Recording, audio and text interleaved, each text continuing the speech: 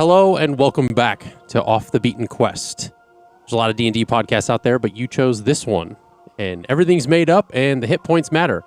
So last we left our people, we had interesting endeavors with learning about Flossidus and Eliana's family, as well as Saeble and Verity's patron. But we last left off where Saeble was walking through the halls of the Veiled Observatory and noticed that she was not where she was supposed to be. Whilst looking up at the stars, was in a field with a gentle breeze and flowing grass, standing across from a veiled figure. And this is where we pick back up.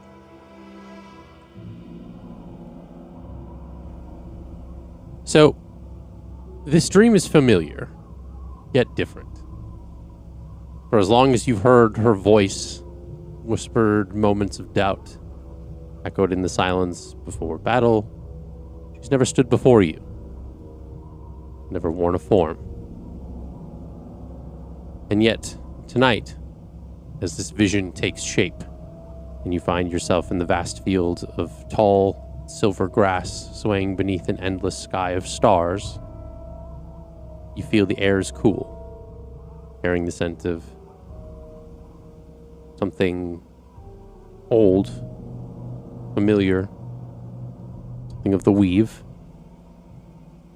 As the gentle breeze stirs the grass, you see, there she is. Figure draped in midnight blue, veiled in shadow and starlight. She does not step forward. She doesn't need to, for she's always been near. You hear this soft voice, almost like the wind itself. How long you've walked with my whispers at your back. How often you've searched for my hand in the dark. And yet, only now do I step before you. Her voice is kind of layered. It's like two speaking at once. One distant, yet one close.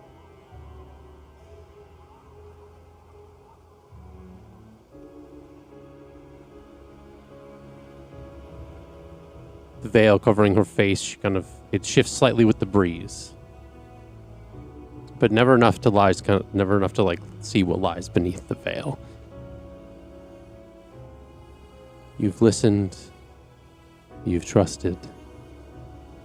Even when you doubted, you followed the pull of the unseen thread.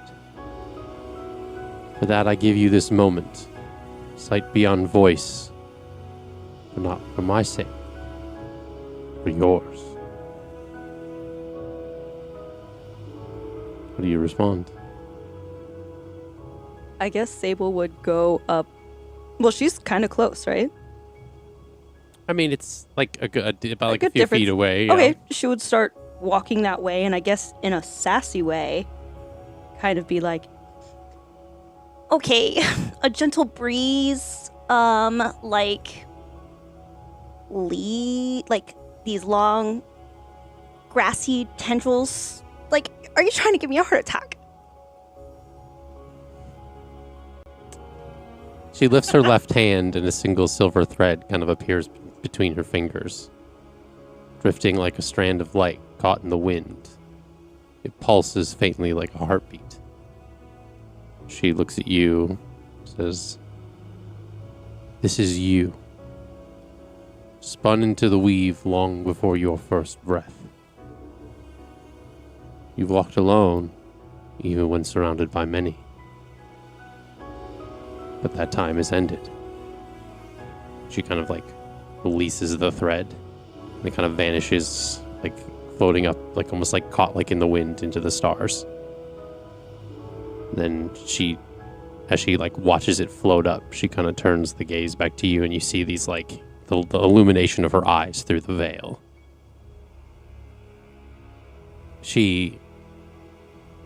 You can sense a faint smile underneath the veil as she kind of kind of almost like gently like puts her hand like on the side of your face.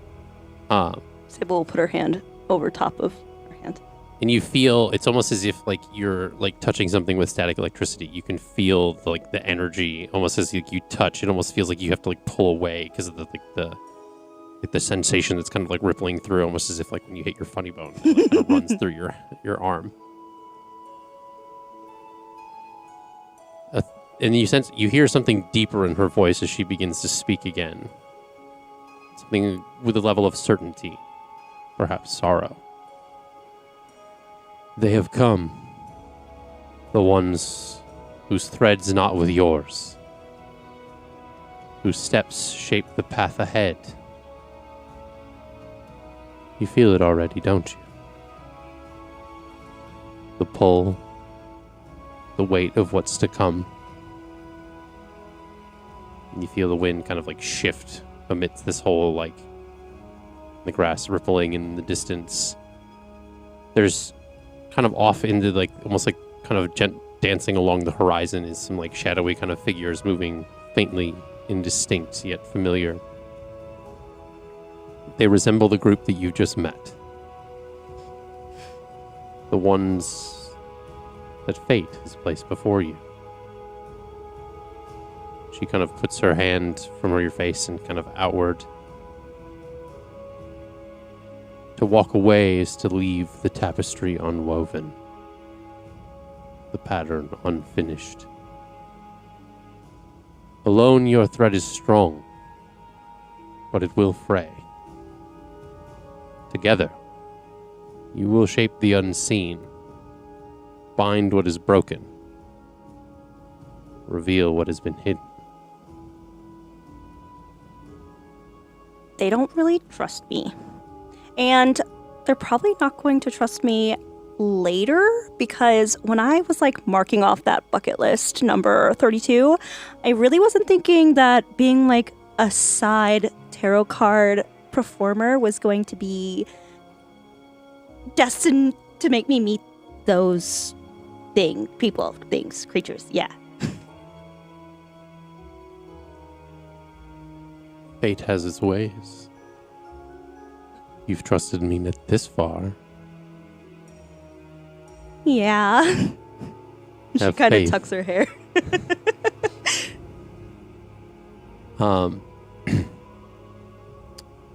Back in the sanctum. Can I just cut in really quickly?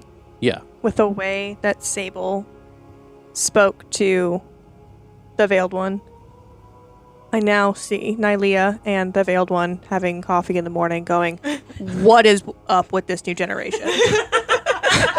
Why do they talk to us like this? So casually.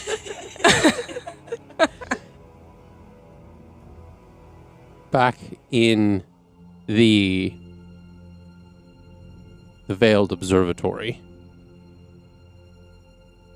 Verity walks back into the main hall with Eira. And you both notice that Saeble is not in the main hall where you had left her. And you notice that Eliana is still with her family over with the Acolyte, kind of over by like one of the more of the shelves. They've kind of moved around a little bit, but Where is Jax? He's kind of like over sitting on like one of the benches, kind of like Vibing. he's like hanging out with Cole and like Feeding them nuts. Cole's kind of like doing one of those things where like he kind of like runs up his arm over his shoulders and kind of down the other arm, and it's kind of like their way of like playing and stuff. Yeah. Yeah. Eira's gonna go over to Jax. Where's Saeble? He like looks up, finally like looking around as if he hadn't really been paying attention to what anybody else was kind of doing. Just I don't know. I thought she was here with us, but Is this like a big place? Like it's not. It's Okay. like a very large. Essentially, like think maybe like 4 times the width of like an like a lighthouse as far as like cylindrically. Mhm. But it goes like it's like almost like it's a tower, so it's like an observatory. But Yeah. like kind of the cross between an lighthouse and observatory, where like in this world, observatories would be, instead of just like a small like domed building on a mountain, this essentially is in the middle of the city. So it's like kind of having to keep up high. Eira's not going to worry about it right now. Because she could have just gotten bored and just is looking around. Okay. She also could have been like, you know what? Fuck these guys. And just left. But she does look at Verity and like, are you okay? I'm still a little stunned. Yeah, you kind of renegotiated your deal with your pact and made your life harder. I don't think it made it harder. I think it's going to make it better. Oh, yeah? Well, I can freely talk about things now. Aren't you have to kill more people, though? Not necessarily. Here's a question. If we're killing people, like we're fighting a group of people, can I just like save people and then you just come around and just take them all? Like would that count? Or is it only like specific people I mean, he tells you to take? Or is a soul a soul? It doesn't matter. there's certain people I will have to kill. Mm-hmm. But I feel like as long as souls are being given or taken. It might be better. Yes. Roll a history check. Maybe. Possibly. Well, as she says that, Eira in her head's thinking, cool. I'm going to kill all the big guys. She can have all the little ones. Nice. I always can never find... That would be a 12. 12. Yeah. You do recall that if it was that easy, you would have known by now. There's a little more to it than that. On second thought...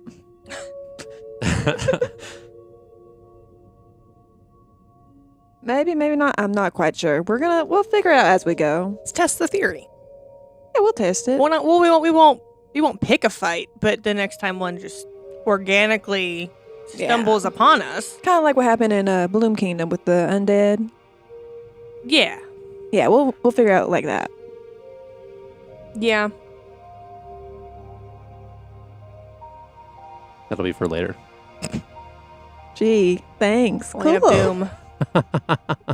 Coin of Doom? Yeah.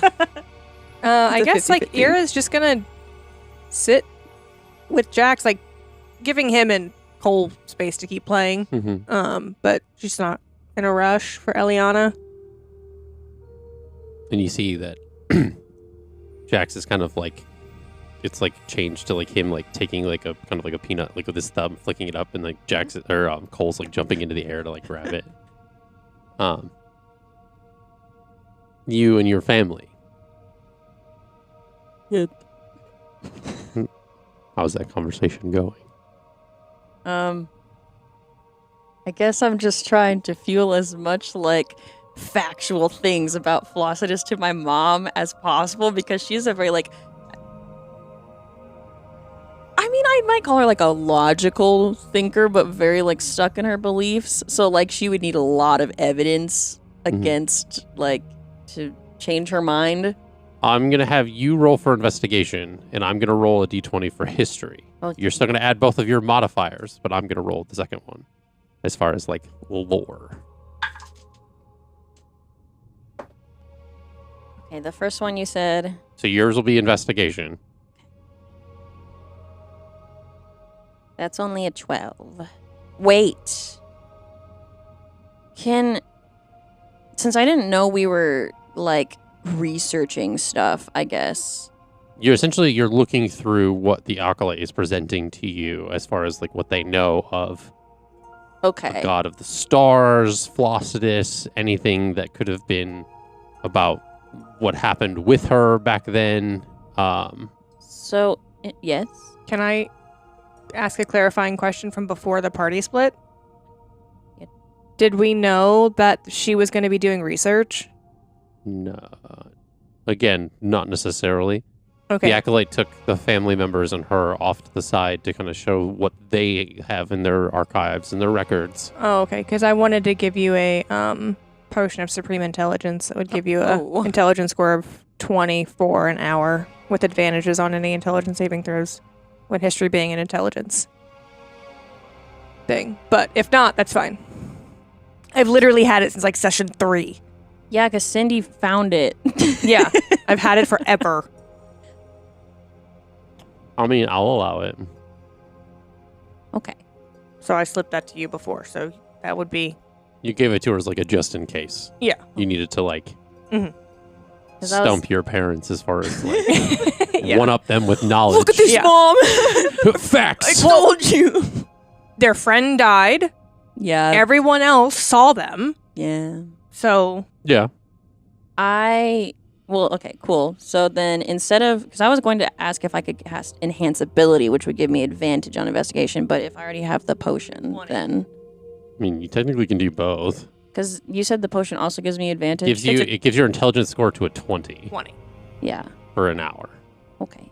So it's if you don't want it, it would give you what is it, like a +5? Yeah, it's a plus Your intelligence. 5 as far as her intelligence modifier. I Mhm. will drink the potion, and I will also, why can't I find it? I know I literally prepped it specifically for today, because I knew we were going to the Veil place. Where is he? Take that out of my inventory. Girly pop. And anything to burn through these potions that you were given 30 sessions ago. Yeah. 60 sessions ago. Yeah, relatively Oh so. my Yeah, God, it was yeah. back in the dungeon under the college, I believe. Yeah. yeah, Oh, wow. Long time ago. yeah. That was like session like in the teens. One DM was super generous. Yeah, Gift giving. Cool. Here we go. This is what I wanted. So I get advantage on that. your first one's investigation, and I rolled your history. And I still haven't told you what I rolled. So for my investigation with advantage, I rolled a 19 plus 5, so a 24. Okay. Yes. The history check was a natural 20. I've just been sitting over here, no big deal. Like, not to undersell it or anything, No. but Plus 5 because of the intelligence modifier. okay.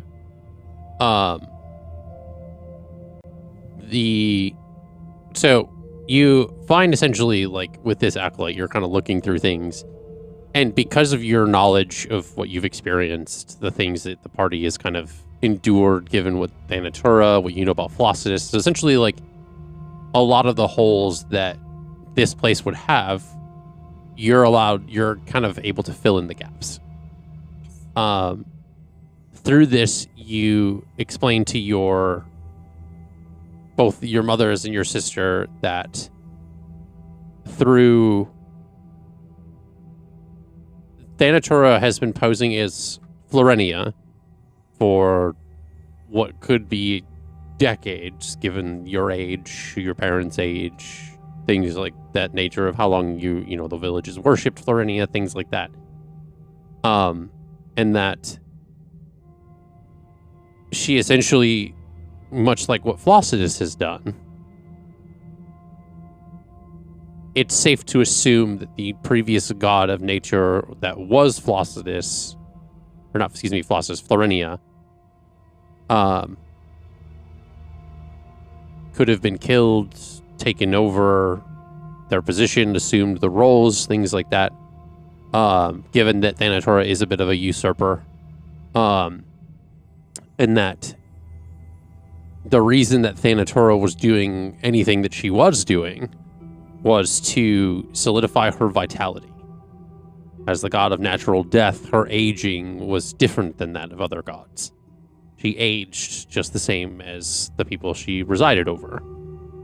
And so the goal, at least from what you've seen in the first hands in battle and with Flossidus, was to restore her vitality. And through belief and taking energy and vitality from the god of the stars, she was able to restore her youth before she was ultimately extinguished from this existence. Flossidus, you're able also to tell your parents and them and your sister that Flossidus, from what Eira has told you about the things of the past and the downfall of Mara and things, Flossidus, and this is some of the archives that they have as well. So essentially, like, they're learning a lot of this from the books, from what you're telling them, things like that. So it's a combination. So it's not just all your firsthand knowledge. It's some of it and half. But that Flossidus essentially was the one that told the gods that she or they would give up their dominion to allow magic to freely flow from the weave to the people of Aarencia, given that the gods were prepared to cut them off, given everything that happened with Mar and the vacuum that kind of was created in that area of this part of the world of Aarencia. And in doing so, she kind of opened the gates back up by allowing this kind of disbursement of her kind of celestial energy and things. It's through not necessarily just your belief or potentially your sisters just believing in the stars and things of that nature that there's somebody that's kind of ruling over that dominion. The Veiled Observatory and places a lot like that in Aarencia kind of allowed for her to kind of reform in a new circumstance where she now exists amidst the prior where those gates are staying open and she's allowed to exist without kind of one affecting the other. And because of this, you've now, helped the observatory create a new set of like archives, scrolls, things like that, where Flossidus now is not only the domain of the stars, but over the domain of natural death, and is allowed kind of almost as if she is the kind of guide on the like stars version of the River of Styx, so to speak, of like how people pass on and things like that, and allowing it to go into the cycle of rebirth, re-existence, kind of death, and kind of guide them without some of the pain and things that could come from the gods of like death and murder and things that would still exist. Because of this kind of transference of power, it's allowed Thanatura to stay kind of gone. Most of the time, gods, when they leave a domain, they reform if it's not their home domain, things like that. But because of that, when you took her out, like it was done deal. As far as the ripple effect in the Celestials, that's still to be determined. There's a lot left unsaid. A lot of things that this acolyte essentially is kind of alluding to, giving you this knowledge of when dominions change hands, there is a level of, there's a different process that kind of goes amidst the Celestials. It's like way above, for lack of a better phrase, it's above their pay grade as well as yours. Like there's a lot of gray area as far as like, hey, like, you took this dominion. It's like you can't just have a land grab because gods would just be killing themselves essentially to like have one god that rules everything. So again, that's to be determined, and you're kind of learning that from this acolyte as well. And like as I said before, the role that I had you do last session indicated that it was for persuasion, and that your parents were starting to believe you given the sheer just amount of facts that were being like uncovered, talked about.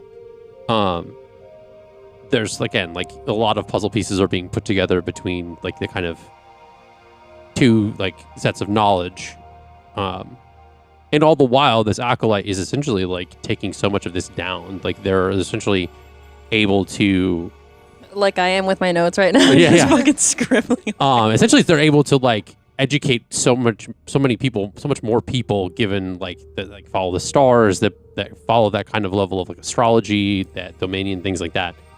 And I will say, I'm going to give you heroic inspiration because you are essentially helping shape what is known as the Circle of the Stars.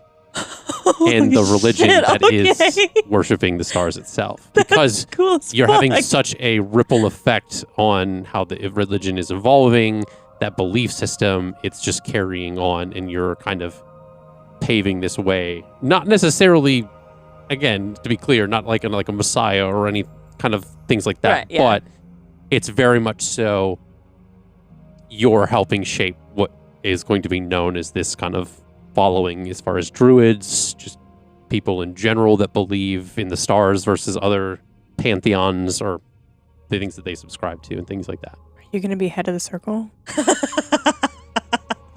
Are you keylifting this? Who knows? Eliana is just like kind of like looking at both her moms and like especially at like Fiona, because like her mom is a priestess of like the temple. She's like, am I gonna be my mom? Like the priestess like guiding, like, yeah, that's going through her head. And the acolyte looks at Fiona as she says, is there a way that I can potentially have a copy of, and like there's like she's like holding a book that's kind of talking about the stars and like the worship and things like that. And she says, because I have a lot to learn if I'm going to take this back to my temple and teach the people of our village. And she kind of puts her hand like on your shoulder. And Mom.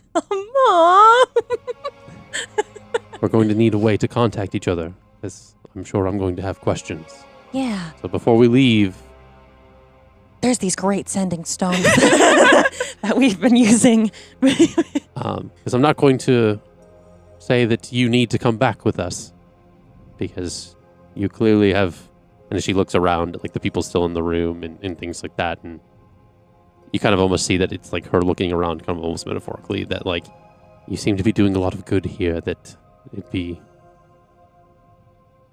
selfish of me to take you away from all that. I'm certainly trying.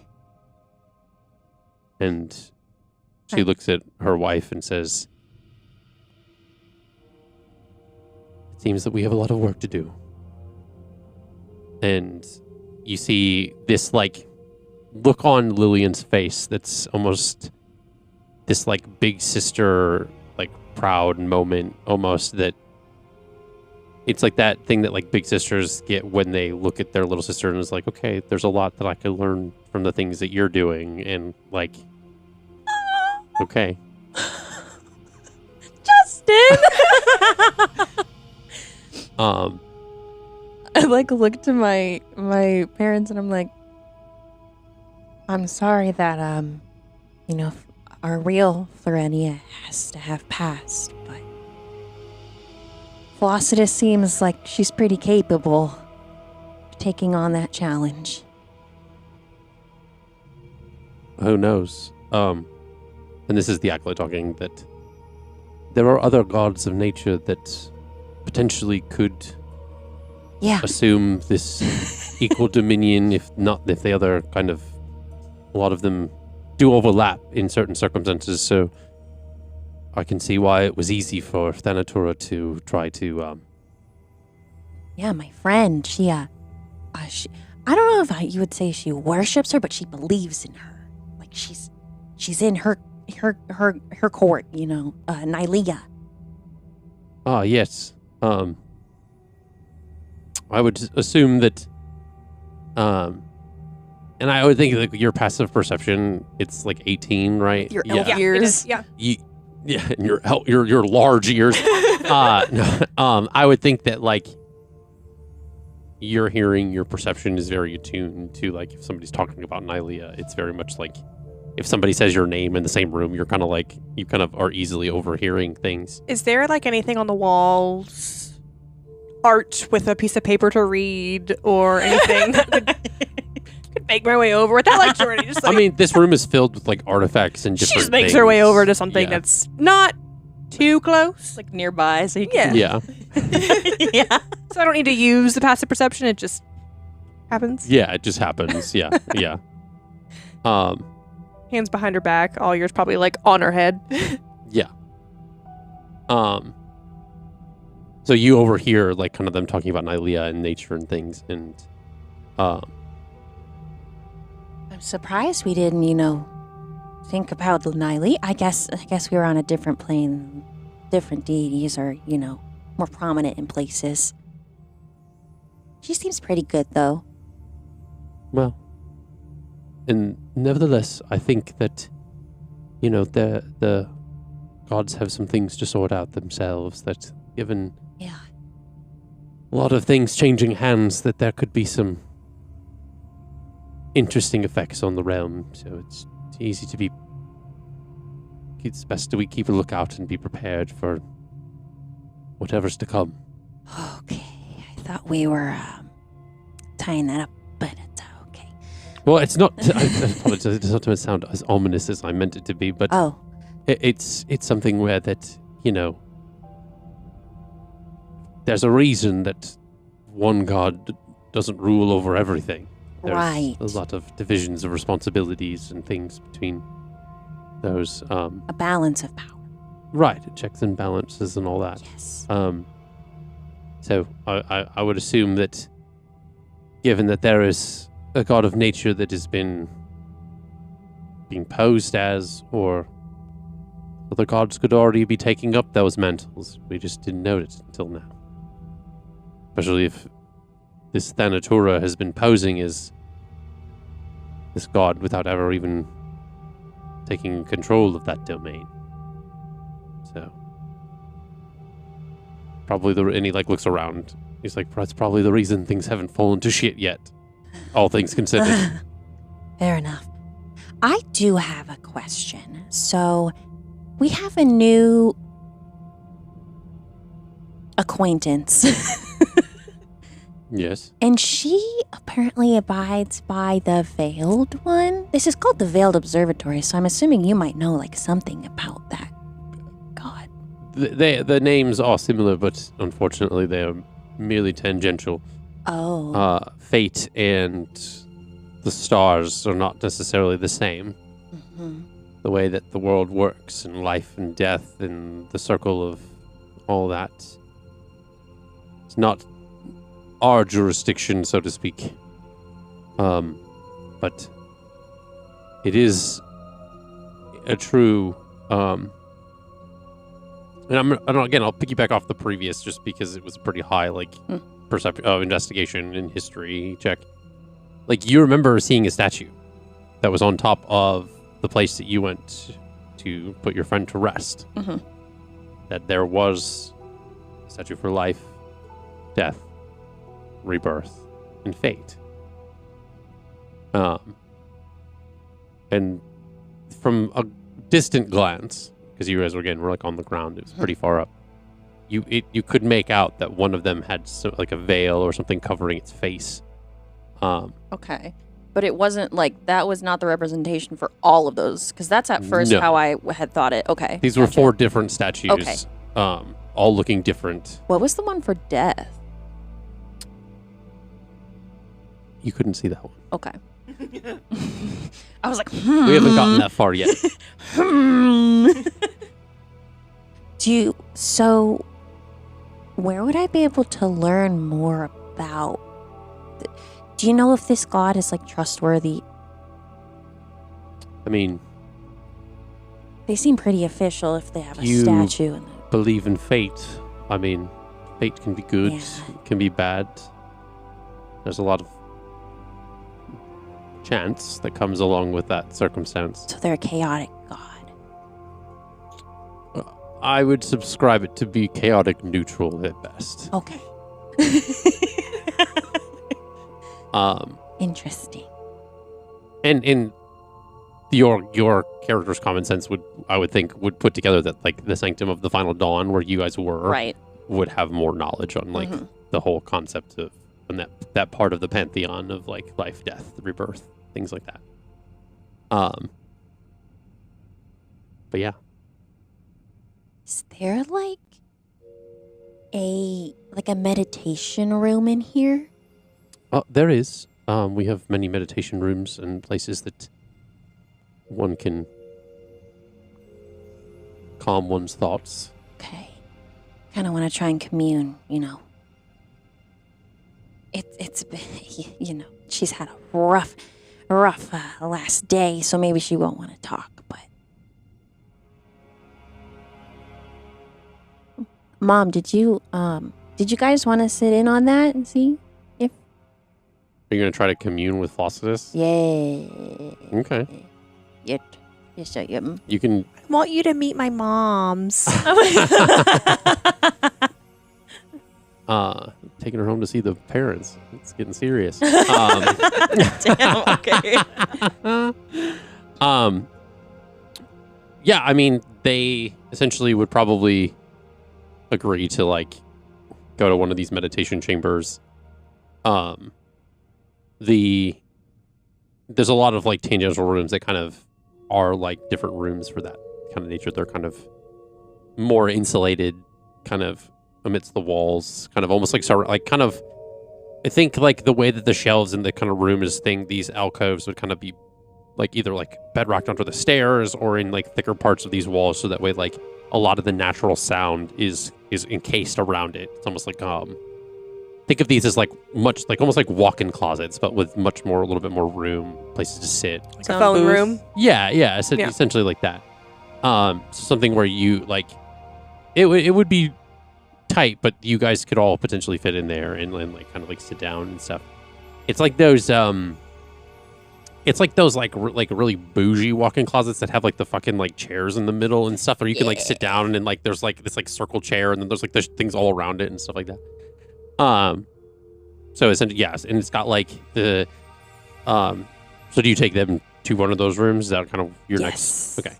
The room itself has a lot of, like, incense. The lighting is very calm, almost as if it's, like, very dim lighting to like, calm all the senses. There's the colors of the room and stuff are very, like, dark colors to kind of give that sense of calmness, quiet.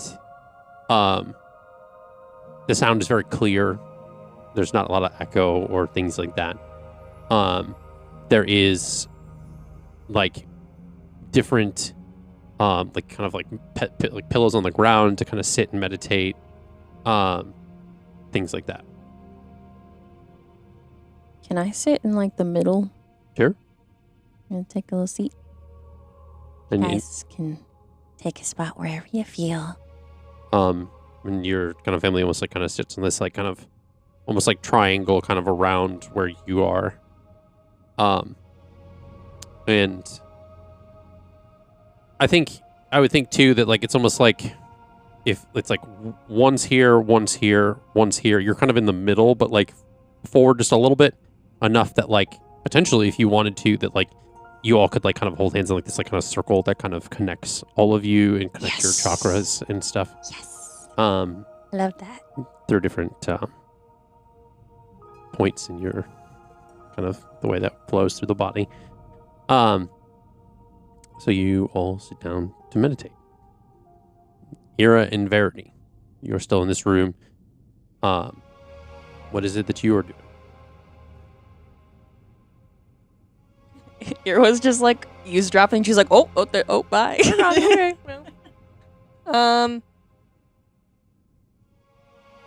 Eira's mind is like, she's acknowledged what's happened with Verity.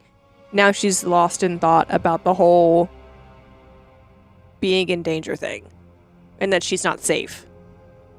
From what you experienced before. Mhm. Okay. So I think that her guard is up, just like she's not really allowing her back to be turned to any open doorways, walkways, the greater room. Very much sitting in chairs that are facing the... No, she's not sitting, because then that puts her in a more vulnerable spot than if she stands. She reacts It's in more of slower. a metaphorical sense where you're kind of keeping yourself in positions of Yeah. vantage.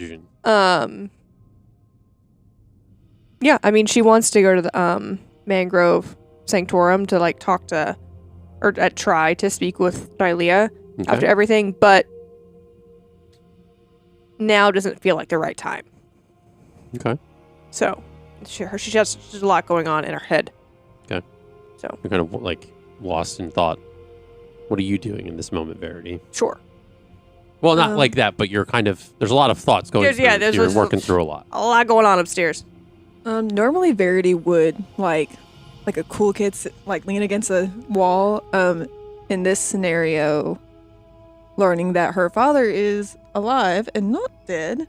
Yes. I imagine she is sitting and just completely like similar to Eira, like lost in thought, trying to like contemplate what all that means, what might happen.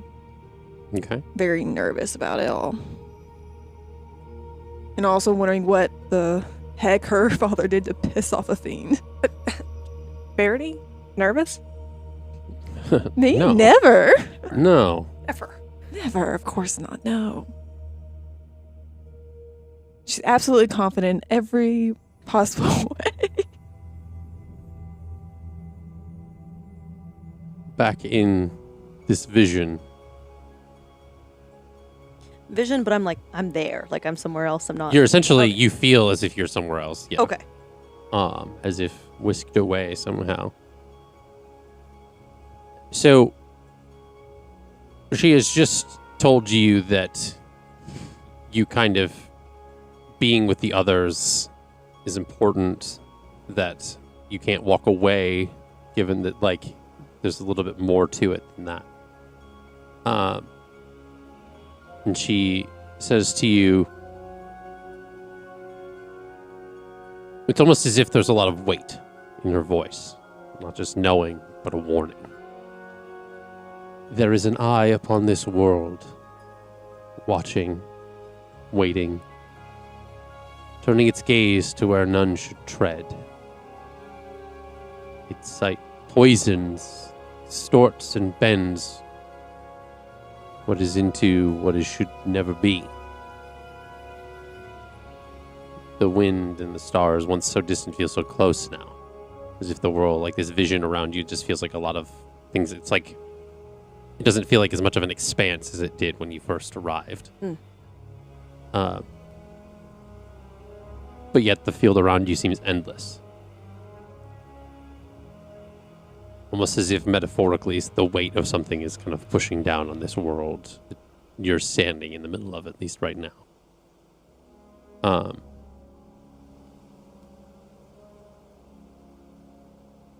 I don't mean to be so formal, all things considered, the time that we've spent together.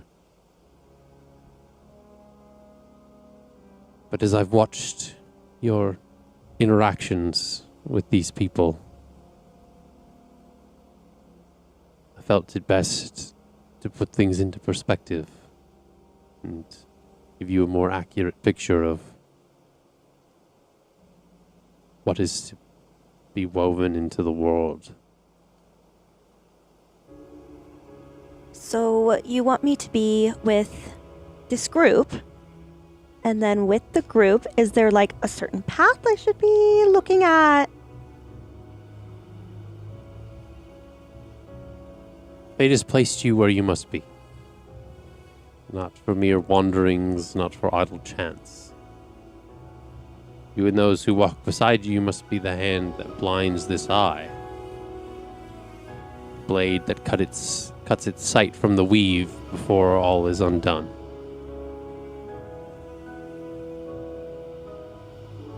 She lifts her hand again, and once more that thread kind of appears in her fingers.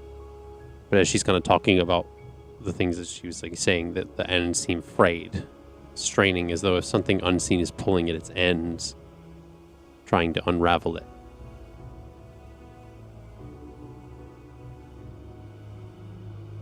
This group will lead you to where you need to be. Nothing more, nothing less. It's as if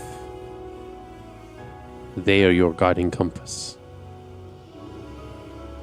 And you, but the captain at the helm. Let the wind carry you where it needs to. And they'll help you stray away from the rocks that could alter your path. I've not led you astray before. No, I trust you.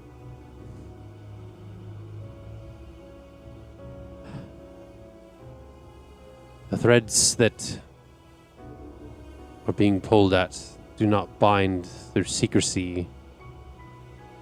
Hidden thread cannot weave the pattern, a hidden flame cannot light the way. So you must not Hide yourself away from them. Hide who you are, who I know you to be. You carry this, like kind of the breeze kind of kicks up again, and you carries this scent of rain, symbolizing change, renewal. The veil kind of stirs around her face. It's still, she remains unseen.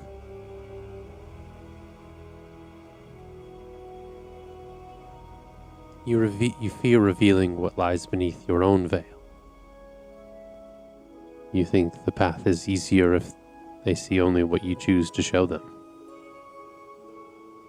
But fate does not move in half-truths. Neither must you. Show them who you are. Show them the truth of your soul.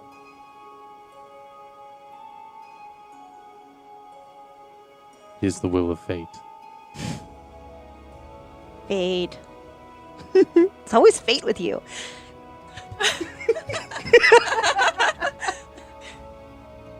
That is my domain. I know. You look pretty, by the way. Oh. Thank you. She looks down. Like she did not. Red.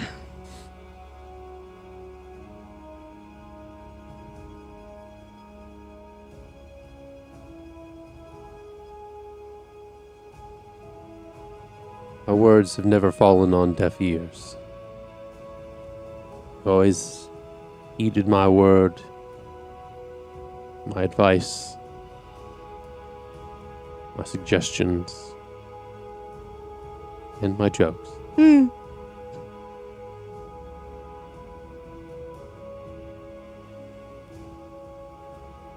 She says in this like kind of soft, final yet kind of trailing words. The loom has turned, and I have stepped from the mist.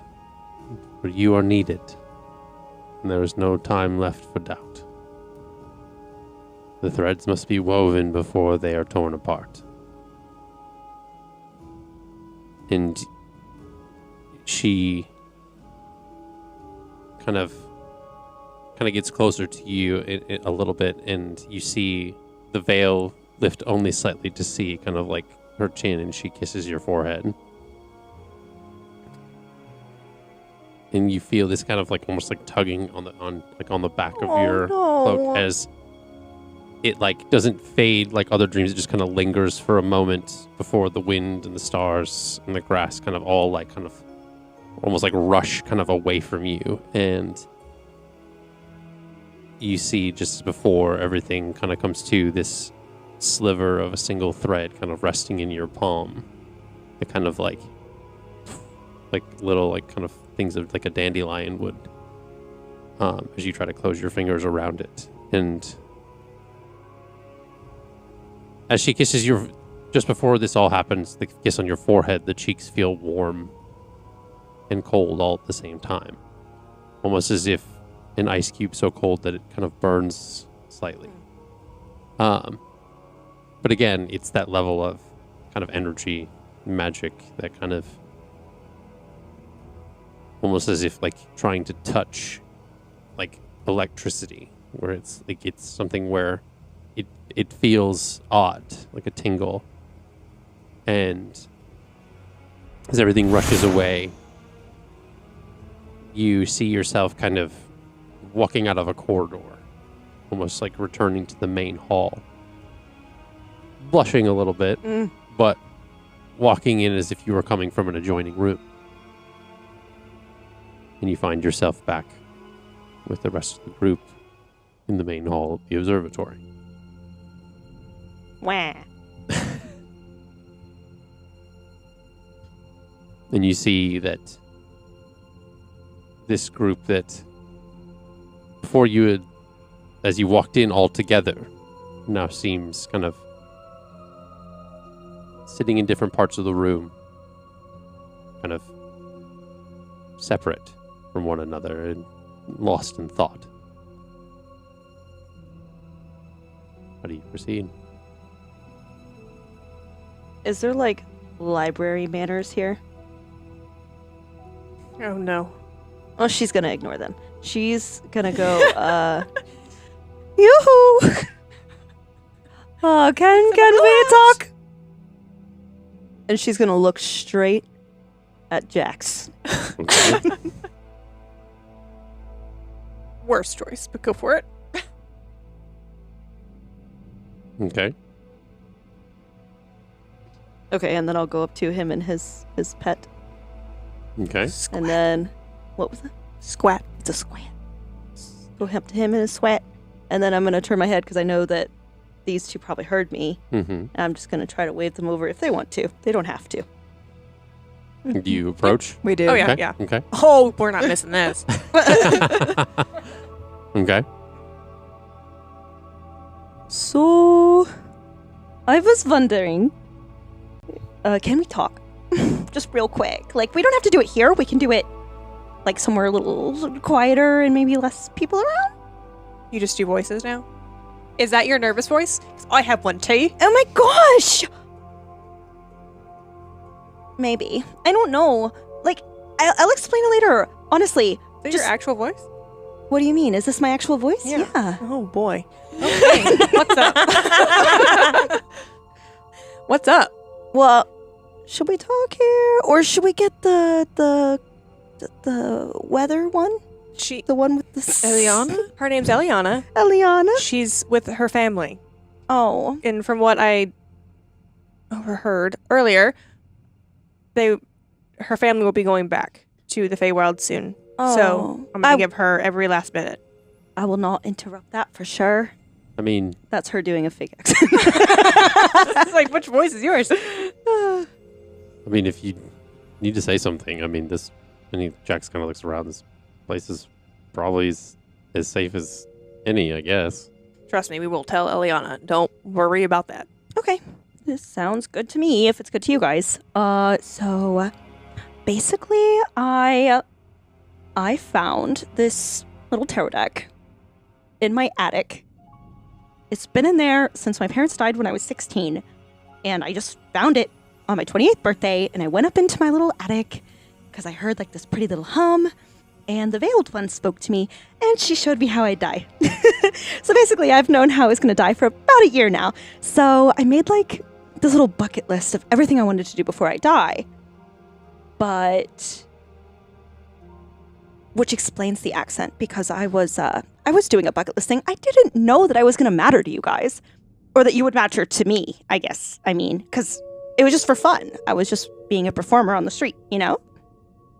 Can you get to your point? Yeah, gosh, rushing. Like your accent. Eira. But don't get it Russian. Like, why are you Russian? Where was I? You know how you were going to die for a year. You didn't think you were going to like us. I didn't. Well, I didn't think No, you were I going to didn't. matter. Yeah. Same thing.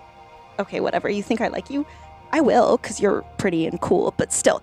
Like, anyway. Anyway. Basically, I know how I'm going to die. Or I thought I did. But now I'm thinking that if I go with you guys, I can help you guys not die before I die. How do you know for sure how you're going to die? I saw it. But isn't that not how fate works? I thought fate worked like it shows you what would happen if that specific set of circumstances played out, but fate can always change. Well, the thing about my deity is I'm following her exact path to my death. I know how it's going to end, and Old? I'm trusting her. Are you going to be old? I don't know. I didn't really see myself. It was more so... Fire and death? No, it was quite peaceful. There was wind chimes. But anyway, that's besides the point. It's not violent. It's Yeah. not violent. Yeah. See, I'm good for you guys. Anyway, my my fate string hair follicle thing is very like fraying and thin. And then with you guys, and we weave together, we become such a strong piece of hair, like keratin. We're good for each other. What is keratin? It has something to do with vegetables, I think. Okay. Okay. And that's Jack's. Yeah. Anyway, So what you're saying is you need us. I think so. I think it's a little bit of both. Okay. If you want. I mean, been helpful thus far, I guess. All Got things a quick considered. change of heart. I mean, I helped fucking Eliana with her stuff. I don't know. And I Hasn't did. really helped me or you guys, but Well, dear, in order to receive help, you must be first open to it.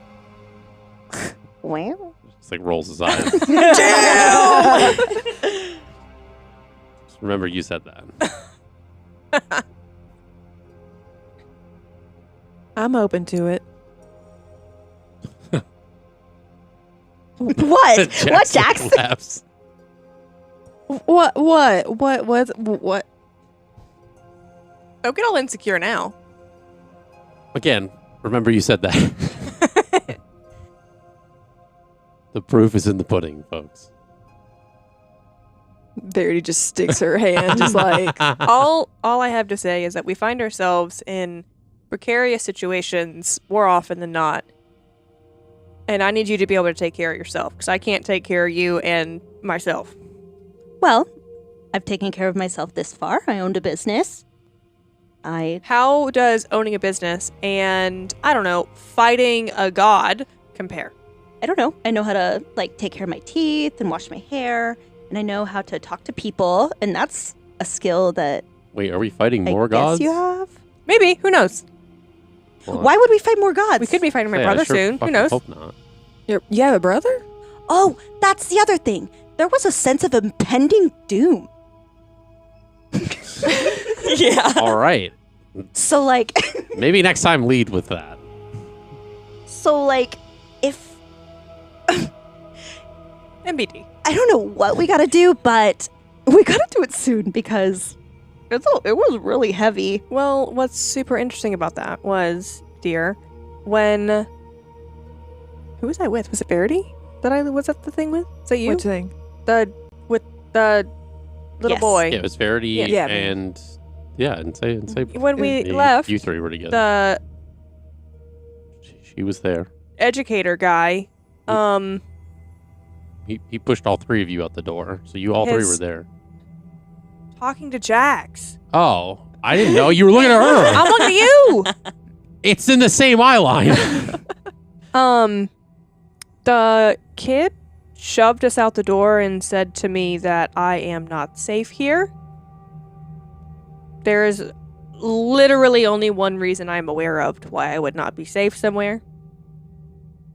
Okay.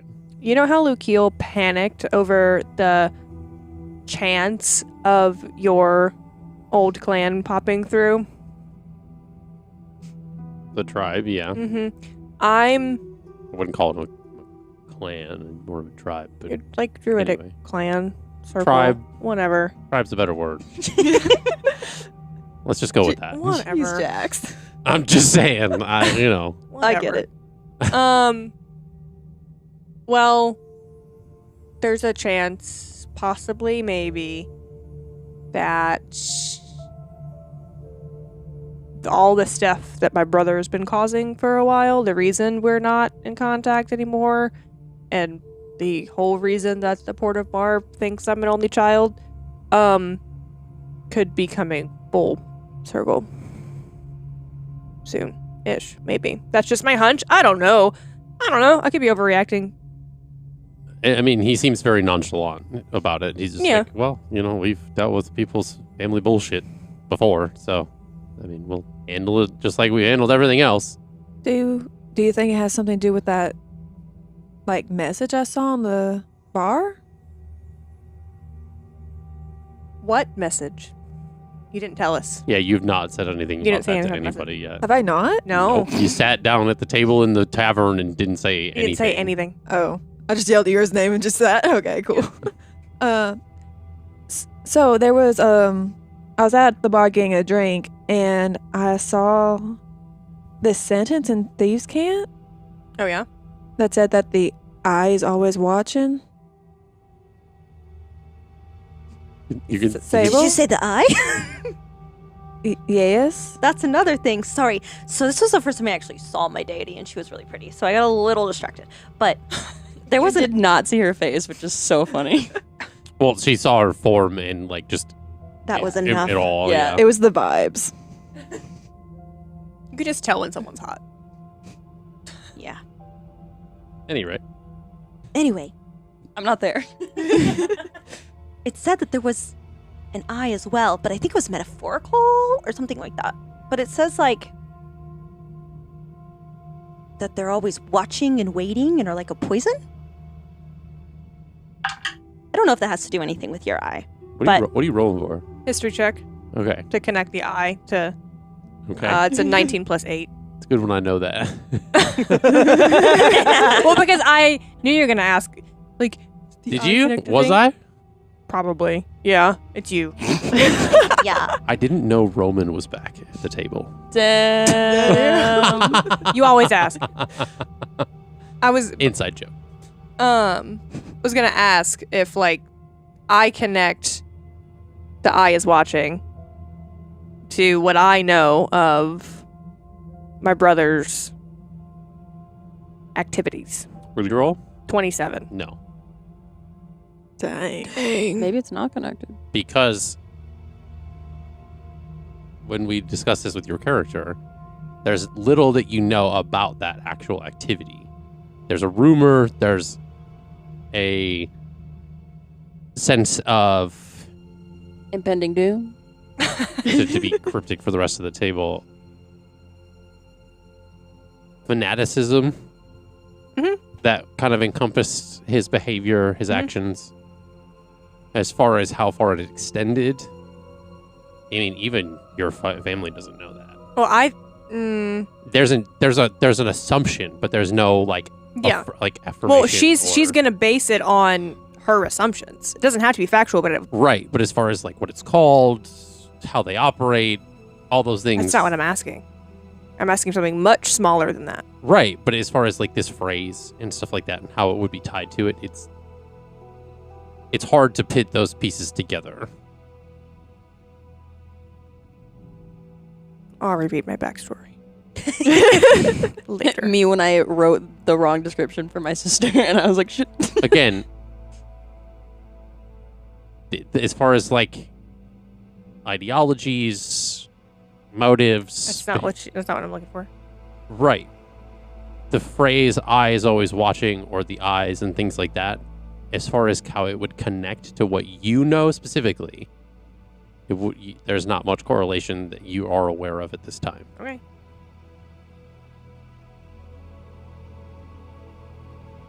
Then it's not relevant. It's relevant in like the circumstances that exist now with what she said, what she's talking about having experienced. I guess Again- then she would just automatically in her brain just assume that they're connected. That you can do. So There's no confirmation right now, but it's safe to assume, not to affirm. If that makes sense. It's just a game theory. Okay. we don't have money for that. It's a chaos theory. What the fuck? It's a chaotic theory. I'm sorry, I had Nice to. I had to try. Jesus. Anyway, proceed with your interactions. Oh, 2 + 2. Got it. Yeah. I got there.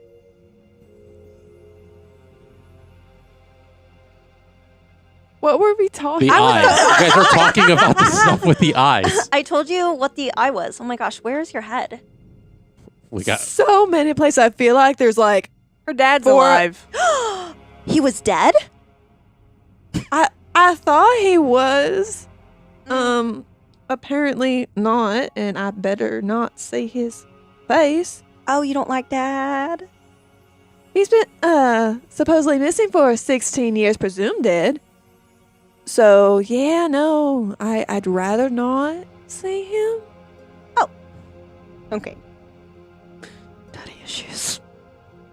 Did you just like turn to say that to Jax? Like, he's like, I have a question. With my 20 passive perception, would I have heard that? probably. I don't have daddy issues. We're not close like that yet. I'm just. Sometimes I wonder why I'm here. Not this again. I'm not gonna leave. Okay, you know. Comments like that, you know, that's how we get into the messes we've been in before. Anyway, so you need to stay Going off of history here. with folks. us. Me? Yes, I would like to. If you don't mind. I can. I'm an optimist. So, like, maybe, just maybe, I can turn some frowns upside down. Fucking hate this bitch. Oh boy. What the why? Well, he won't be your friend. She gestures to Jax. It's just You don't know that. your He work's doesn't, cut out for you. Let's just put it that way. He doesn't I mean, like. I love a No, say it. Say it. You've already gotten halfway there. Say a it. challenge. Okay. We'll see. He doesn't like things that are happy. Oh. Why Why me and her get along so well.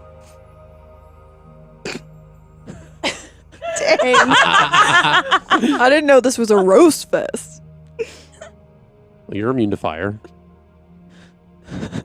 These one-liners. Listen, I know I need to read my character sheet, all right. What's a character Yeah, what's a sheet? character sheet? I am resistant. I am not immune. Thank you very much. I would have gone down so many times. Eira looks like around to see like if Eliana's done. No. Okay. So what happened in the little room that guy took you to? Well, Meanwhile, yeah, we will cut away from that at that point. So you all sit down to meditate, and where does your mind searching for? Where is it trying to go? Well, first, mechanically it doesn't really matter, but I would like to cast a spell called Font of Moonlight. And so Okay. a cool light wreathes your body for the duration, emitting bright light in a 20-foot radius and dim light for additional 20 feet. It does other things, but it doesn't really matter. I'm just going to cast that for the vibes, to make it feel like starlit. And I guess my mind is trying to, I'm just reaching out to Floss, just being like, hey, just wanted to check in. Hope you're doing well. I know a lot's happened in the past day or so. And I just want to thank you for protecting my family, helping them out. Really appreciate all that you've done.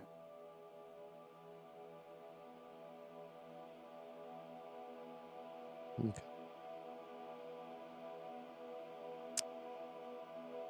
Your connection with your family and the spell and all the things considered.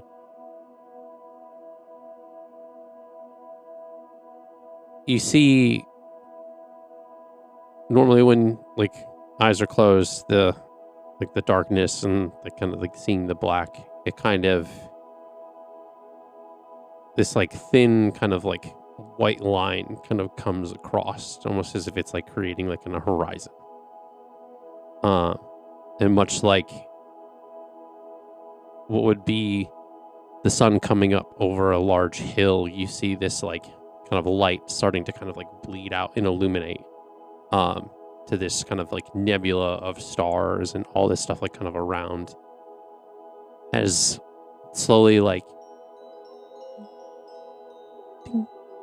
stars begin to start like kind of slowly illuminating and kind of like in this kind of sequence, almost as if it's like trailing down from somewhere and kind of tracing itself down to the horizon, as this kind of like almost, it seems like it's like almost like water, but it's not. It's this like blue kind of splash of like stars and kind of like this almost like kind of wave of energy. And Flossidus, as you've seen her before, in the kind of sequined, kind of sapphire star-like dress, the indigo kind of blue skin, and the kind of nebula that is like her hair, and it's kind of like flowing almost as if it's kind of caught in a breeze, but it almost like kind of blends in with the stars and stuff behind it. And she walks with a scythe now, but it is almost as if it's like being used as like a walking stick, and the metal kind of like staff, like part of it, as the sickle itself is almost like an event horizon, where it's like almost like kind of like a part of like a black hole. So it's like got this like a deep like black color to it, but the outline of it is like this kind of illuminating white. So it's almost like it's kind of like this deep blackest of blacks, like kind of black hole-ish type void. And she approaches you, and you're by yourself at first, and as you see her kind of walking out of this horizon, you notice that to your left, left, to your right, and then your left is both your sister and your mother's. And Lillian doesn't look surprised. There seems to be a level of familiarity, or almost like calmness. Whereas Freona and Gren are very much kind of like looking around, confused, like taking in just the whole kind of atmosphere of it all. And she says, "Welcome. It's good to see you, and it's good to meet you all." And she looks at Lillian and says, "I'm glad you made it home safe. How was that meteor shower, by the way?" And it was nice. I'm assuming you're the one that helped me get home?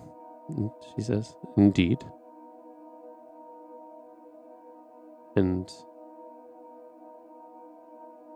sorry we had to meet this way. And it kind of looks at your two mothers, but we're all here now. And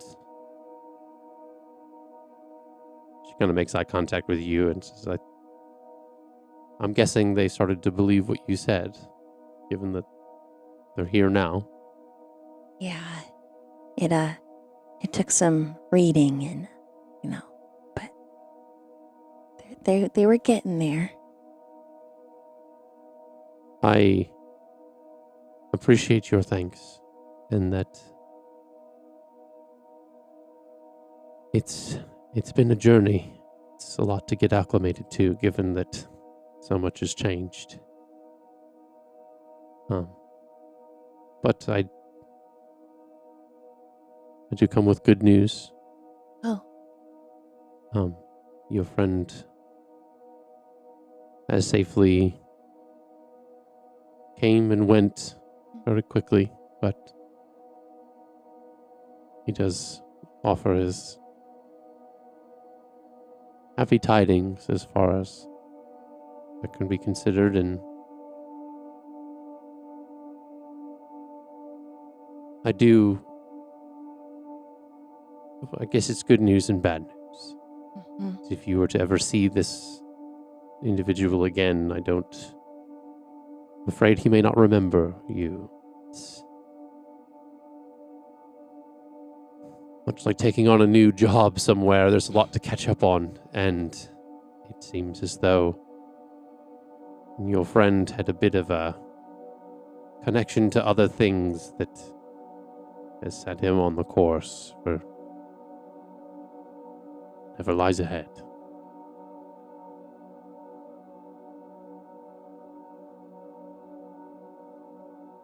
But things are balancing themselves out. As I've taken over this domain, as well as the stars, the other gods have thankfully acknowledged my presence once more. Are they happy about it? How are they taking it? A lot of raised eyebrows, you can assume, given the kind of course that it's taken to get here. But and Brianna kind of says, if I may, there's a lot of this talk of the person that we had dedicated our lives to being false, and my kind of whole worldview's been turned upside down. Is there any clarity that you can offer us? And she smiles, almost kind of like with a smirk. Says, your daughter has not led you astray. She speaks truth that Thanatura was a troubled god, and unfortunately caused a lot of trouble for those who tried to just do right by gods and their worship. And I'm sorry that you and your family, as well as the folks in your village, were affected the way they were. But hopefully I can help you course correct, and we can get things back on track. As I know that some other folks in the Pantheon have assured me that nature's balance will continue, and they will keep hold over that domain to make sure that nothing or no one causes any more issues like that.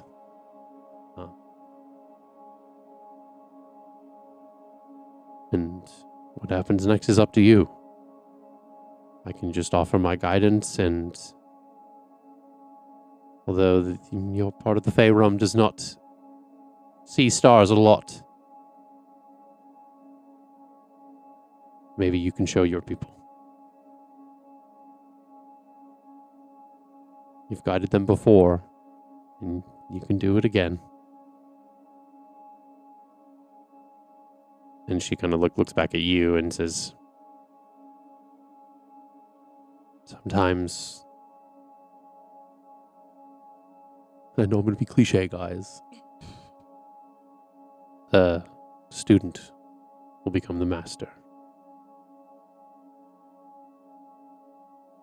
And your mother kind of looks over at you, and you can see there's, amidst the confusion and kind of almost like lostness that was there seems to be a smile, a little bit of hope that kind of carries in her face a little bit as she looks on at you, and Flossus kind of looks over at your sister and says, you should be able to guide them as well. You've started to learn some of my ways, and let what you know and what you believe help shape what is to come. I fear that this world needs it. A lot of souls have been led astray, as I've had to do a lot of cleanup when it comes to those who have been laid to rest, as their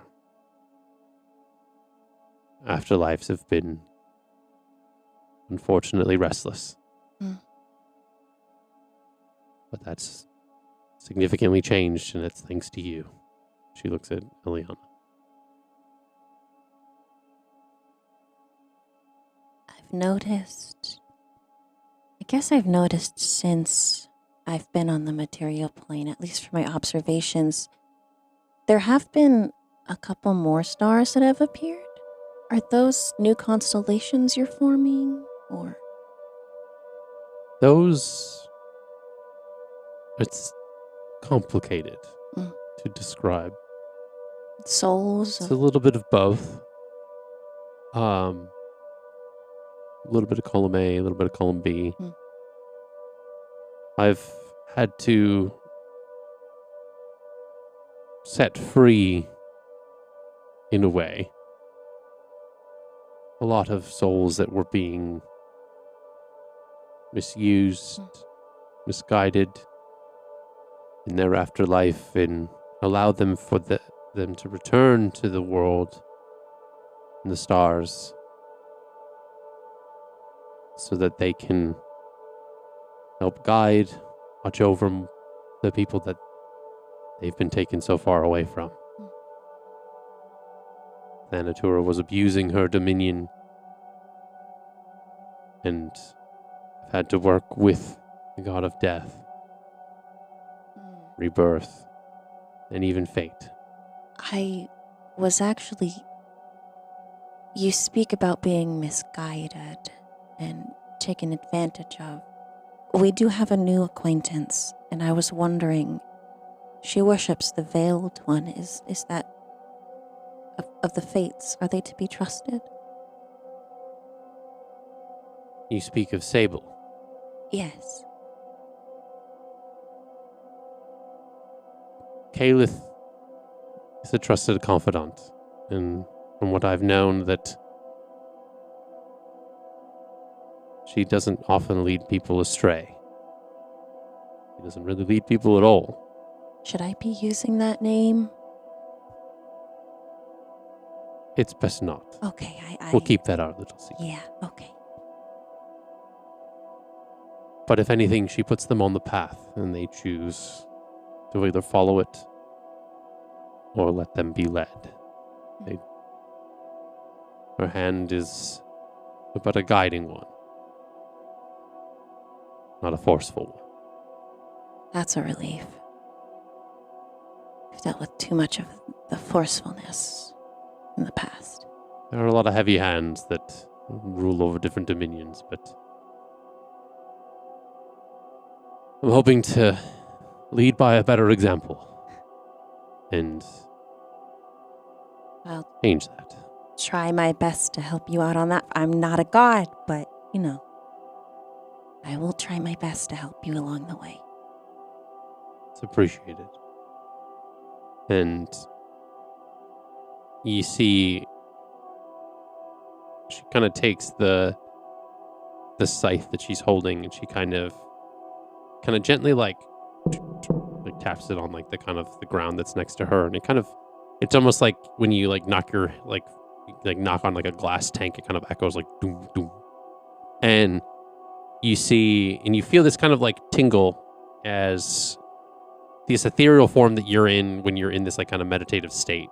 You feel this like kind of like almost that kind of, I don't want to say it's like a diadem because it doesn't like curve up or anything, but it's like this kind of like crown of this like what looks to be connected together kind of stars. So it almost looks like it's like constellations, but kind of stuck together in this like small little kind of essentially like a star crown, almost like a crown of flowers, but stars. And it's like kind of twinkles, and it has like these kind of blue kind of like almost like energy kind of lines that kind of connect everything together.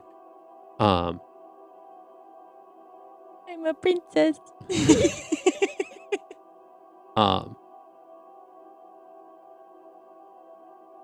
Lead the circle of the stars. Oh, okay. It'll be new in the world, but let your family be the ones to guide weary travelers as the stars have guided them before, and give meaning to the paths that they walk. I will do my best. I know you. But rest easy that, like many the ponds and the flowing waters that exist in the world, the ripples will soon calm. And the reflections and pools will slowly begin to reform. And that the ripples that you and your allies have forged have everlasting and good effects. Okay, good effects. Great. At least if I can help it, at least. Huh. So, I suppose you have a lot of work to do. I should probably let you go. as always, it's always nice to see you. It's wonderful to see you as well. We'll talk again soon. And it was a pleasure meeting you all. And as rough as this is to grapple with, you have a good mentor. And kind of nods, and as she kind of turns to and she kind of like almost like fades into the stars above the horizon as everything kind of like rushes back, and you smell the incense and everything of this meditation room that you are all in. Isn't she beautiful, Mom? I would say so. I'm not sure. It's still a lot to process, and I know. And Gren kind of like puts her hand on Freya's back and says, "It's okay. It's going to be all right. This is a good change." And your sister kind of like playfully kind of like shoves you and like kind of like, "All right." Hey, you're gonna have to lead them in my place while I'm gone. Thanks for giving me all the heavy lifting. Yeah, you're welcome. I mean, you know more than Mom at this point right now, so. She says like, "All right, now let's not get carried away."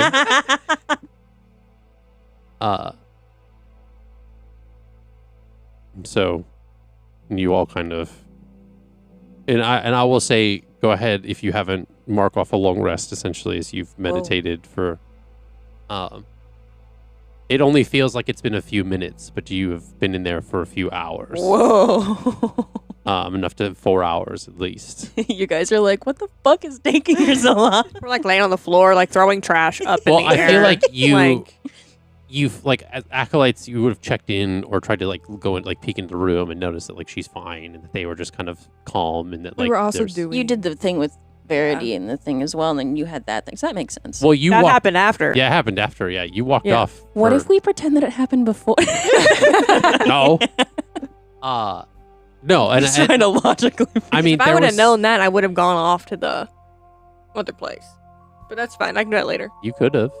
We haven't decided what has happened in the time that she's been gone, That is very true. and we'll find that out after the break. Oh my gosh.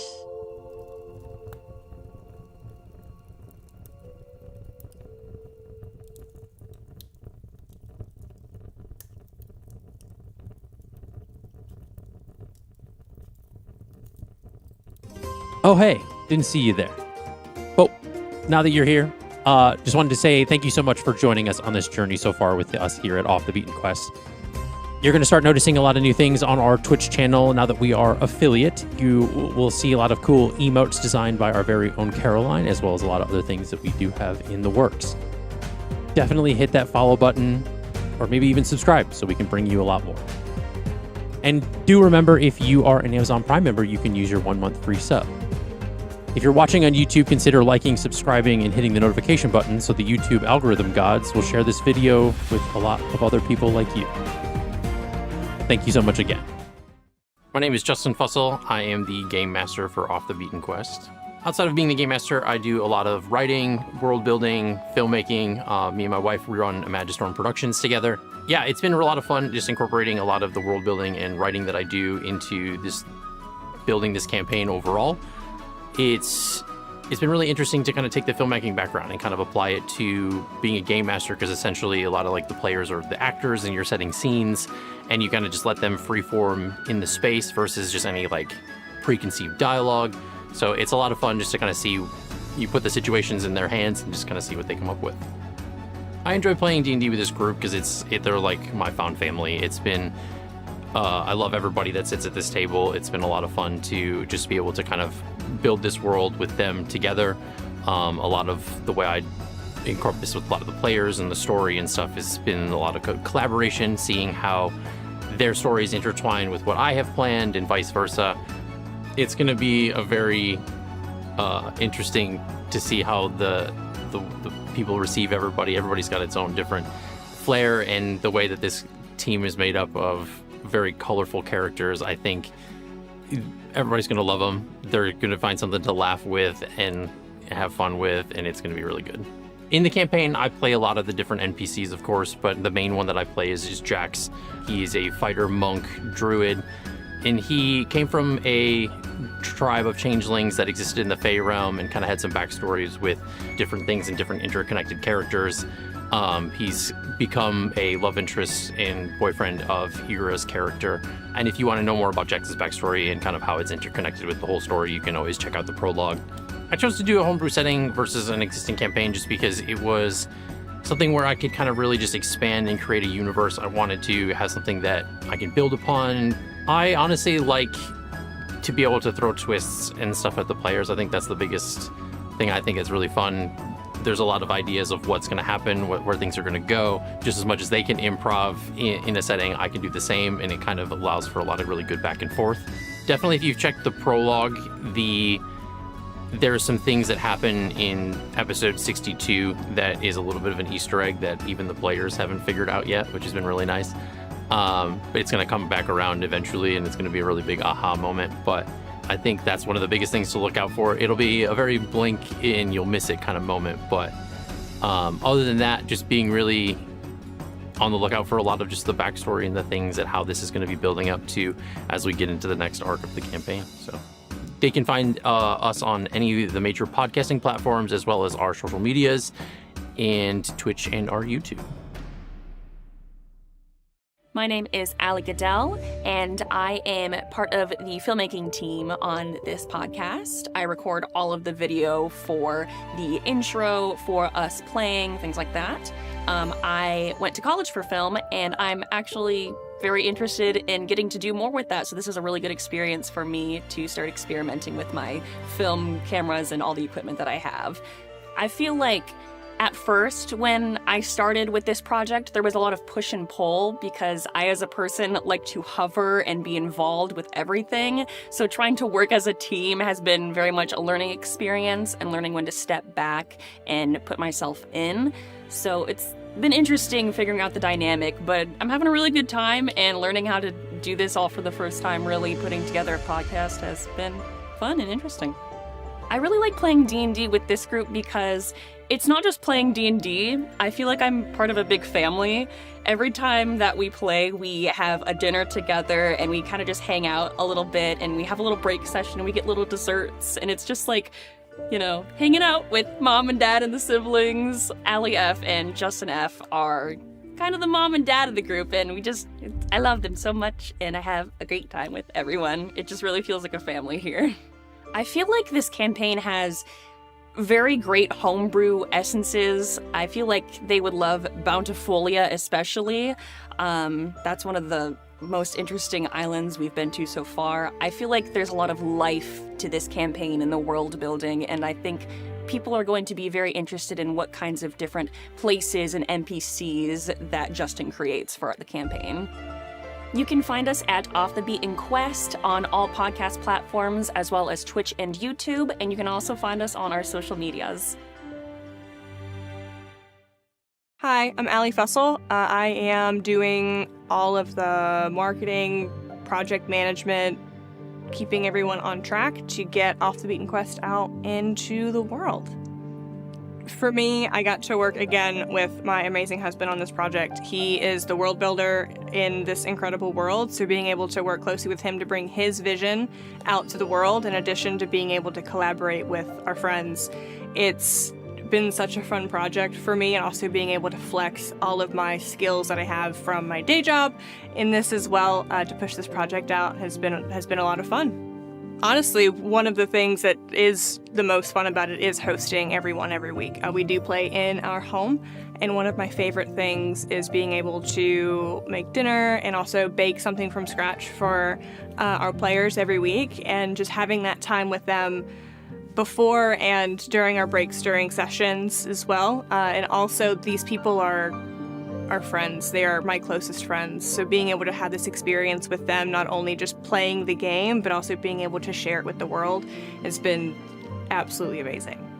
I think the audience is going to really enjoy the campaign. It has all of the classic elements of a D&D campaign with our own spin, with our diverse cast of characters. You can find us on all major podcast streaming platforms, in addition to YouTube and Twitch, and all social media, which is linked in the caption right down here. Hi, my name is Caroline Daher, and I am the in-house artist for the podcast. Outside of being a player, I like long walks on the beach and chasing waterfalls, but in reality, I'm a student for psychobiology, which is just a big fancy word for saying I like how thoughts and emotions are combined with how our bodies work and our body's biology. It's been wonderful finding my place in the team just by doing their character art or proof checking some of the episodes before they release, and I'm really excited to kind of continue to grow with them and be where they need me to be, and for the extra opportunities to do even more artistic things. What I enjoy most about playing D&D with this group, and just the whole dynamic in general, is that Justin, our DM, puts so much thought and care into creating this adventure for us. I think he genuinely gets a kick out of keeping us on our toes, and I love seeing that, not only for myself as a player, but for everyone else that is a player in the campaign as well. Allie F is kind of like the anchor of the group. She is the one that makes us food and has little treats, and then she also kind of makes everyone feel comfortable coming into this space because they're hosting us in their home. And I know it's a little cliche to say it's like a family, but it really is like a family, and that's, I think, what makes it so special. As far as what the audience is going to think about the campaign, I feel that they're going to love it because it has the perfect balance of drama and humor and sadness, and it's just so balanced that there's nothing that anyone could dislike. You can find us here on all major podcasting platforms, as well as YouTube and Twitch, and check out our socials linked below. Hello, my name is Sarah Matlack. I'm kind of a flex role, and so I kind of jump from task to task, just wherever people need me, I'm there. It's been a lot of fun getting to work with everyone from various different backgrounds and personalities too. Getting to come together and create something magical, I feel like, is rare nowadays, especially with this much inspiration that just comes from each other, and we get to kind of almost feed off of each other and kind of help each other out in that way, which is a lot of fun. I love the bits and how they keep circling back with basically every session. There's a couple that Lukiel and Dawn do throughout the sessions, and the bits, just the absolute laughter that comes with this group is what keeps me coming back.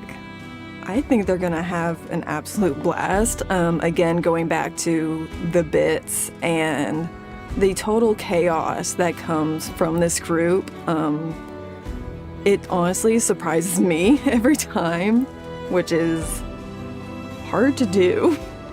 You can find us on all major podcasting platforms, including our Twitch, YouTube, and other social medias.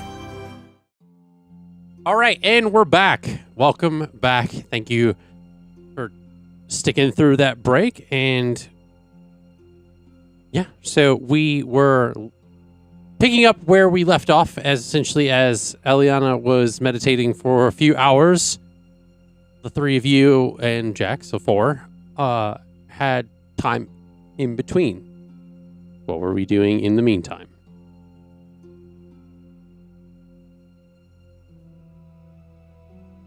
I mean,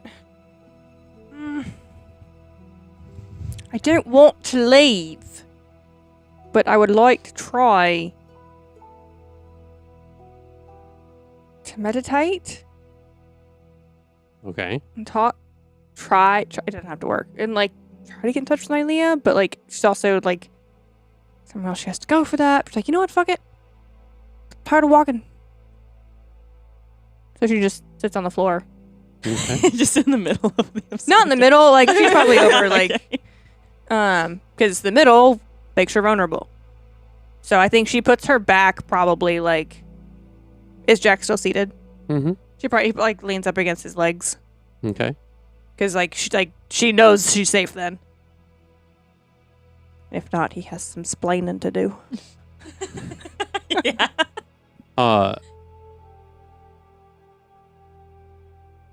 Essentially, you just kind of meditate, and as much as your normal long rest, nothing specific happens in this space. I think in addition to trying to reach out, she's also trying to kind of parse through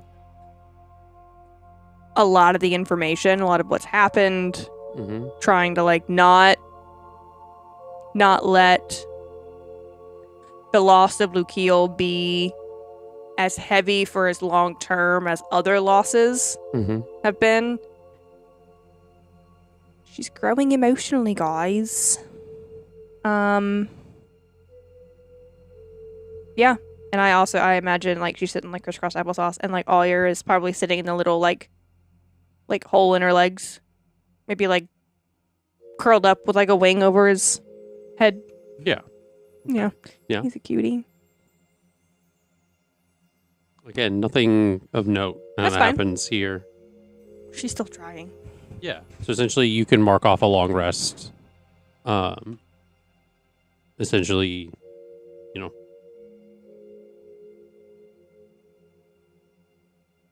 Okay.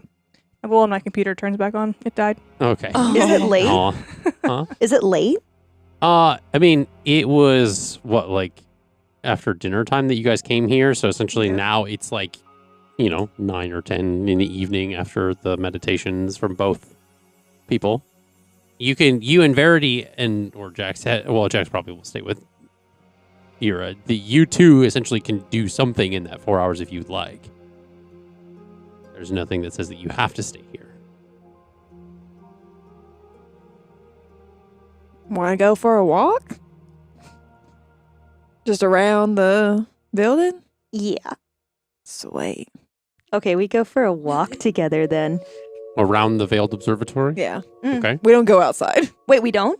We can go outside. Do you want to go I outside? want fresh air. I could touch grass. Okay, I will touch. We can touch grass. Okay, that would feel I feel really like that's nice gonna be to a me. thing. I feel like that's gonna be a thing later on. Why? I don't know. Do you not like grass? Not Do you have a really. bad relationship with grass too? Two. Damn. Are you allergic to grass? She heard the story of the. Yeah. Am I allergic to grass? Yeah. I hope not. Because I really, really, really, like sitting down in it and getting all itchy and then bathing. Okay. Okay. Anyway. Yeah. Okay, cool. Okay. So you guys leave the observatory and you venture out into the town. Yay. Like, how much sleep do you need? 8. 8? Me too. Oh my gosh. I'm surrounded by so many people that like don't sleep. Being around elves, man, they get to sleep, what, half the amount we do? They get to sleep half the amount and live double the amount. What in the world? I know, right? Mm-hmm. It's not fair. You know, I think it should be the opposite. I just think that, but whatever. I mean, what if we just all got to sleep, like 4 hours was just... What? You want to teach me how to swim? That had one by a sundial vibes. It did. It Who? did. The guy from Hercules. You want to buy a sundial? Is there a lake in Luare? No. You know, once we find some clean water that's deep enough, maybe. Sure. Really? You know how to swim? I would assume, yeah. Mary knows how to swim. Nice. I literally like haven't done anything except for like sell stuff like flowers and herbs and stuff. Is learning how to swim on your bucket list? It is. I can Oh help my you. gosh, yeah, it's number 32. Okay, yeah. I got you, girl. I got you. That would be cool. Oh my gosh. Okay, so you guys are walking through Luare. Essentially, that's where you going. Okay, for 4 hours, what else are you doing with me? I would say, is there something you wanted to talk about with each other? Look for, venture to. I do have a question for you. How often do your cards come up blank? You know, honestly, that's not really something I've seen before. Oh, that's... Yeah. But I mean, it's not like your fault. It's that, No, you know... it's probably my patron's fault. I blame them. So, what is your patron like? What is wrong with them? I mean, they're a fiend, so... What's a fiend? Like a devil, but not a devil? Question mark? They got horns? This one doesn't. At least I haven't seen them. Okay. Have you seen them? I just saw them physically for the first time, like a few hours back, or a couple hours, however long we've been walking. Were they cute? I would not say that, no. Okay. They were... I just had to check. Yeah, I wouldn't say... There was a moment, though, where I thought they were referring to themselves as daddy, which was very awkward. Oh my goodness. I mean, my veiled one is mommy, but I understand like when they think they aren't, but then they say things like that. Yeah, it's a little annoying. Yep, I did this to myself. It's fine. Bless. Yeah, it was just really... That's when I found out that they weren't referring to themselves as daddy, but they were referring to my actual, like... Daddy. Yeah. Like, yeah? Yeah. Oh, and he's the one that was dead but not dead. Yeah. Okay, I'm getting a little bit sleepy, so I'm gonna try to find a tavern. Not a tavern, what are the ones you sleep in? Like a inn or an inn town? Yes. Do you think they charge a lot? Do you think... I mean, I know sometimes, like when Dawn was with us, sometimes her and Eliana would sleep in the same room. I know Eira and Jax do, but they have a thing going on. Okay. What? No, I was just wondering. I thought they had a cute little relationship, but I wasn't 100% sure. I mean, I'm pretty sure they're a thing. Did he, like, define the relationship, though? That is a question Like- not for me. I'm not going to get into that. I do not feel like getting stabbed by Eira. Make a history check. Because if no one's DTR'd, then Whoa. define the relationship. Yeah, whoa. Brain. Oh, you said history? Mm-hmm. 15. Yes, they've defined the relationship and they've said it multiple times. They've defined it. How much I was paying attention to what that means, I can't tell you. I mean, I get it. I really do. One day I'm going to define the relationship too for myself, and it's going to be glorious. Hey, power to you, girly. Yeah, I'm trying. A girl's got to try, you know? Yeah. Do you think that inns check, like... Why are you looking like that? Do you think inns check, like, the stables? Or, like, people that stay the night in stables? Like, do you think I could sleep there for free? Why don't you just why don't you just share a room with me when we like I don't Noth- know. nothing funny, but No, like, nothing like that. I'm just saying, like, you're not going to kill me in my sleep, right? Well, actually, I feel like I've had this conversation with everyone I met. No, I'm not going to kill you. okay. I mean, actually, I shouldn't worry about that because I know exactly how I'm going to die, when I'm going to Exactly. die, everything that's going to happen when I die. So, yeah, I'd love that. Thank you for offering. Yeah, absolutely. Okay, cool. You want to head back? It's been like a long time. Yeah, we And they can. haven't like found us at all, so Yeah, we can head back and then we'll probably figure out where everyone's going to stay for the night and then we can share that room. okay, you want to hold hands? I'm good, but I appreciate the offer. And she starts walking off. How red is Verity right now? Red. She's a deeper red. Yeah, Like scarlet red now? Yeah. Listen, I'm picturing two friends holding hands, skipping down the road. They're not there But yet. Verity has a person.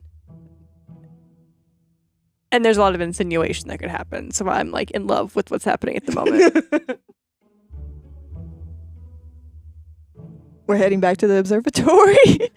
I'm just trying to understand what she meant by that. So you head back to the observatory. And sure enough, the amount of walking and everything that you've done takes up enough time for you to make up back to the observatory. It's a lot of like aimless walking and lingering in places and just like touching grass. Sometimes literally. Wholesome. No, for sure, literally. Oh, yeah. What would be the metaphorical version? You said literally. What would be the other version? Just fresh air. Oh, okay. Going for a walk. That's what I would say. I I'm imagine going to go touch grass. I imagine at certain points they will literally like crouches and like touches the ground. Oh, no doubt. So you come out of your meditation. You essentially do as well and make your way back with your family to reconvene all of you back in this kind of main room.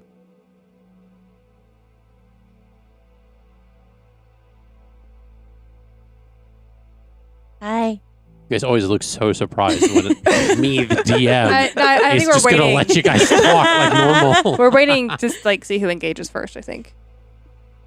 Do we see the like circlet around Eliana? No. Oh. Okay. There goes what I was going to say. Okay.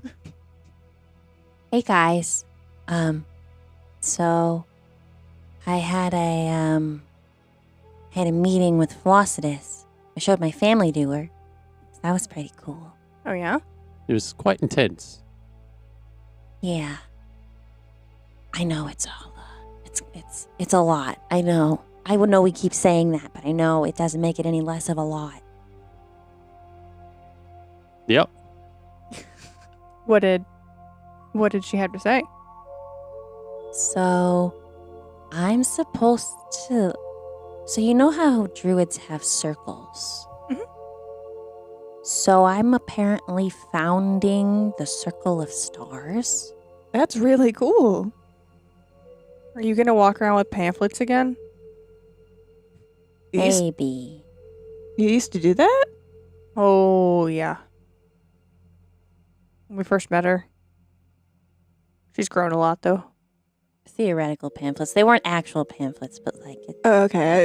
I was kind of reciting scripture of Florenia, like here and there. I all thought you the were. Yeah, time. I thought you were physically handing it out. It wasn't here and there, but that's cool.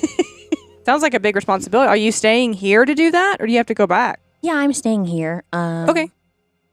Lillian's gonna help facilitate some of she's she kind of discovered Felicitas in her own way without knowing who Felicitas was. So she's kind of in the know.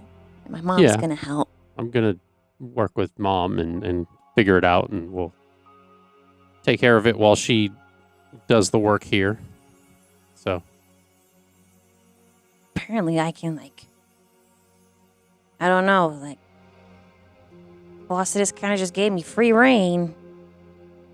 What does that mean? That sounds like your god form? Free reign? No, no. Oh, okay. Define, the values, I guess, of the Circle of Stars, things like that. more so to, Kind of. continue the work you already facilitate, been doing. yeah. To facilitate the knowledge of her and what she does. Yeah. I feel like you're the best person for that. Given you just only saved her life. It's a small little task you completed, Not without her help. It was- She gave me her powers. It was still you, though. You still controlled that magic. So how can we help? Oh, well, I don't want you guys to have to, feel like you're I can't right. convert, but I can assist. How? I don't know. I feel like belief of Felicitas is a big thing, but I guess that can also be spread, it doesn't necessarily have to be her name, but the stories in the stars. And dear, you don't have to walk around like a traveling salesman. Essentially, you have to just continue to do That's kind of how Wait. you taught me about Florenia to do. right. And we've learned that the system was a little bit broken. Yeah. That there's a different way of doing things. Okay. Yeah, and it's just something that maybe happens naturally. Okay. I mean, we're Yeah, gonna don't be meet so a lot. uptight about it. I mean, I feel like we're gonna meet a lot more druids as we travel. I don't feel like they're the rarest among. And Jack's like, I People. fucking hope not. Okay, maybe not yours, Yeah. but others, like Eliana. Hey, Jax, you want to convert? Technically, he's only got one level of druid, You so want he me to- technically hasn't chosen a circle yet either. So that's so funny. I can teach you about the stars, constellations, the stories. A whole new world.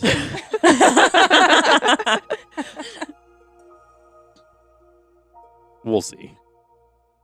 I was gonna tell Dawn about the stars, but then she kind of just left. You can write her a letter. Sending stone. She That's does have a- the sending stone. Do you think it would be weird if, I spoke into the sending stone because it was you or the one who gave it to It's her? I don't care. Just give it back. Okay. So she hands her. But we use it only at night when we know that we won't need it for the rest of the day. Except I might have already slept. Okay. Kind of. I meditated. I did too. So maybe we do it tomorrow. They're looking at each other like, what the fuck? We ain't gonna sleep. What do you mean? That conversation we had earlier. It's really hitting hard now. I'm really tired. Jax, are you tired? Did you catch that, by the way? What? She's talking to Eliana. Hey, Saeble, can you tell Eliana what happened earlier to you? Do I have to? You do. Listen. Just listen. Not only the words, but the way the words are delivered. Okay. Ooh, you want my words to be delivered a certain way? Wait. Use your actual voice. Yeah, I was gonna say she's been talking in It's like a like, wait a different voice second. for a hot minute since you've been back in this room. Allie did not remember. And then I was like, wait a minute. I was like, oh yeah. I was You're- like, ooh, she's cool with it. Your voice is different. Yeah, just a little though. It's not like a lot. Oh, okay. So basically, I have like this. I dropped the dice in the tray. Wasn't anything rolling. Mm-hmm. I have this bucket list that I'm doing, and when I was doing it and I met you guys, I didn't exactly think, hey, these people are gonna like be important. So I didn't think like I didn't know when to drop it. You know what I mean? Wait, how did you not know if we were important? Because don't your fate cards tell you that? My fate cards told me you were important when she came up to me. Okay. I didn't go into this thingy and think, this. Yeah, perfect fate. Best friends. I didn't think that. Well, Flossidus says that your god checks out, so. That's cool. Oh, good. Yeah. Okay, so no impersonators, no... As far as I'm aware. I Okay. mean, I would hope not. I will follow her to my death, quite literally. I mean, Flossidus has been, collaborating with. DM was like, good to know. No, I just thought it was like funny the way you said that. Well, I mean, Eliana was willing to follow Florenia to death, too. And then Yeah, but if Eliana It's different. says, Flossidus said, that your goddess checks out, then your goddess checks out. Flossidus has been kind of working with all the other gods to try and, fill the space and, smooth everything out. So apparently she talked to the Veiled One for a little bit here and there. So, lucky. okay. Are you... okay. What? You just said that really weird. I mean, when anyone gets to talk to her, they're lucky because she's awesome. But anyway. Do you have a thing for her? Me? Maybe. I don't know. Can I roll an insight check? That's literally what I was You sure thinking. can. Barry's Do I just have like, to this roll? sounds about You right. sure can. Do I have to roll? You do deception or persuasion. You don't have to say which. You just have to say the number. 15?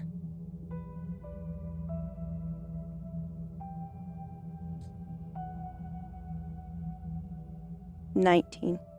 Okay. 21. 21. Dang it. So you can choose how honest or not you would like to be, But if she's dishonest, she snuffs it out. essentially. Yeah. Okay. Yeah, I'm obsessed with her. Okay. Yeah. That is the vibe you get. You kind of remind me of my earlier, when I first got to the material plane. Kind of reminds me of. It feels different. Well, than I mean, that. I'm not in a cult. Okay. I wouldn't call it a cult now. Anymore. Okay. Now your Or- friend's just being rude. I'm not her friend yet. Yes. To Like, be fair, she's my acquaintance. but she will be my friend, like Hmm. later on. we met her because- today. Well, Technically Yeah. yesterday now? Is it now yesterday? no. it's really late. Then this should be appropriate. That's going to be a 21 to hit. My mom Hold on. She slaps you across the face. Am I standing? Hold on. Am I standing within 5 feet of her? I'd say so. You have a yeah. +5 to your AC Jesus. because of my tattoo. Doesn't hit. Because it's 2030. Okay. +5. Thanks. What are you doing? Whoa, Mom. Whoa. Just because she's an acquaintance doesn't mean that she needs to have her shit rocked. Well, it's not like she was doing it essentially as like a caddy, like Yeah, because she was because being she like a called it boomer mom. She called. Fair enough. Is Mom, you know that. slapping people you don't know. You probably shouldn't follow in the steps of Florenia. Like the fake Florenia, not the real Florenia. Sorry, Mom. I'm sorry. I didn't mean to say it like that. I don't think she was doing that. I think I was being a little catty, so she was being catty back. It's fine. I But- understand. Natura. I respect my elders. If she wants to That's- hit me, yeah. she can hit me. Hmm. I mean, if I had a mom, I would want her to hit me if I was out of line. So it's okay. For everyone going, that's like player and character. Where's your mom? What? Where's your mom? Oh, she's dead. So Okay. I'll all retroactive. It's not necessarily a slap across the face. It was more like kind of one of those like in the back of the head. Okay. That's so- fine. That's not as bad. Yeah. Not nearly. Essentially, I thought it was it's like if somebody calls like something that you've essentially, depending on how old we've confirmed that Freona is, like especially for being an elf and how old they can be, Yeah. they dedicated a certain majority of their life, and somebody just calling it a cult when they don't necessarily understand it. There's going to be a little bit of a like the fuck. I was like, Mom. That's what I pictured. I pictured it as like a reprimand, like a little one. Like a, Yeah, not anything. I'm sorry for your loss. That's okay. It's been like a long time, so. Hey. She like looks at her mom. And then again. Don't worry, You're lucky. we live longer than the humans do. We'll be around for quite some time. Saeble rolls her eyes. Hope so. Verity goes to stand beside Saeble and like steps in front of her a little bit. Aww. We bonded. I mean, I'm sure the tiefling would understand, but they do live similar lifespans that we do, so. Don't mean shit. Then again, she did just learn that about her own parents. Excuse Mom, me? why are you being so snappy all of a sudden to my friend? Are you hungry? See, this one's my friend. They're being a little rude, dear. Verity, I don't think Verity was being pretty Barry didn't rude. say Well, anything. she stepped in front of her of this one as if I'm So some you don't- threat. So you don't hit her again. Hey. And I shot an arrow at your feet, and you didn't slap me across the back of the head. Is this you weren't within arm's reach. or is it because we're not elves? Oh, I don't care what you are. I don't like what this. I feel uncomfortable. Mom, I think we're gonna cool off everyone, and Let's we're go just gonna get some take a ice step. cream. Let's go get some food, late night food. I think everyone's a little hangry. Tacos sounds great. Verity looks at Sable's like, you know what? I think sleep is a great thing, don't you? Me Cooler too. heads prevail. Let's go sleep those wonderful 8 hours. Yeah. I mean, no nom noms for us, but it's fine. Yeah, it's fine. And Verity like hooks her arm with Saeble and walks out and flips off the mother. And Eira like leans over to Eliana like, when did she grow a spine? Talking about Verity. She's always been so terrified, shaky. I don't know. She has I wa- someone to protect. So you two walk off, right? Yeah. Freona turns to Gren and says, there must be a lack of parental figures. I'm here for this. Like, And what's funny is Jax is still here. His parents are dead. But Eira comes from a very, except for her brother, very functional family.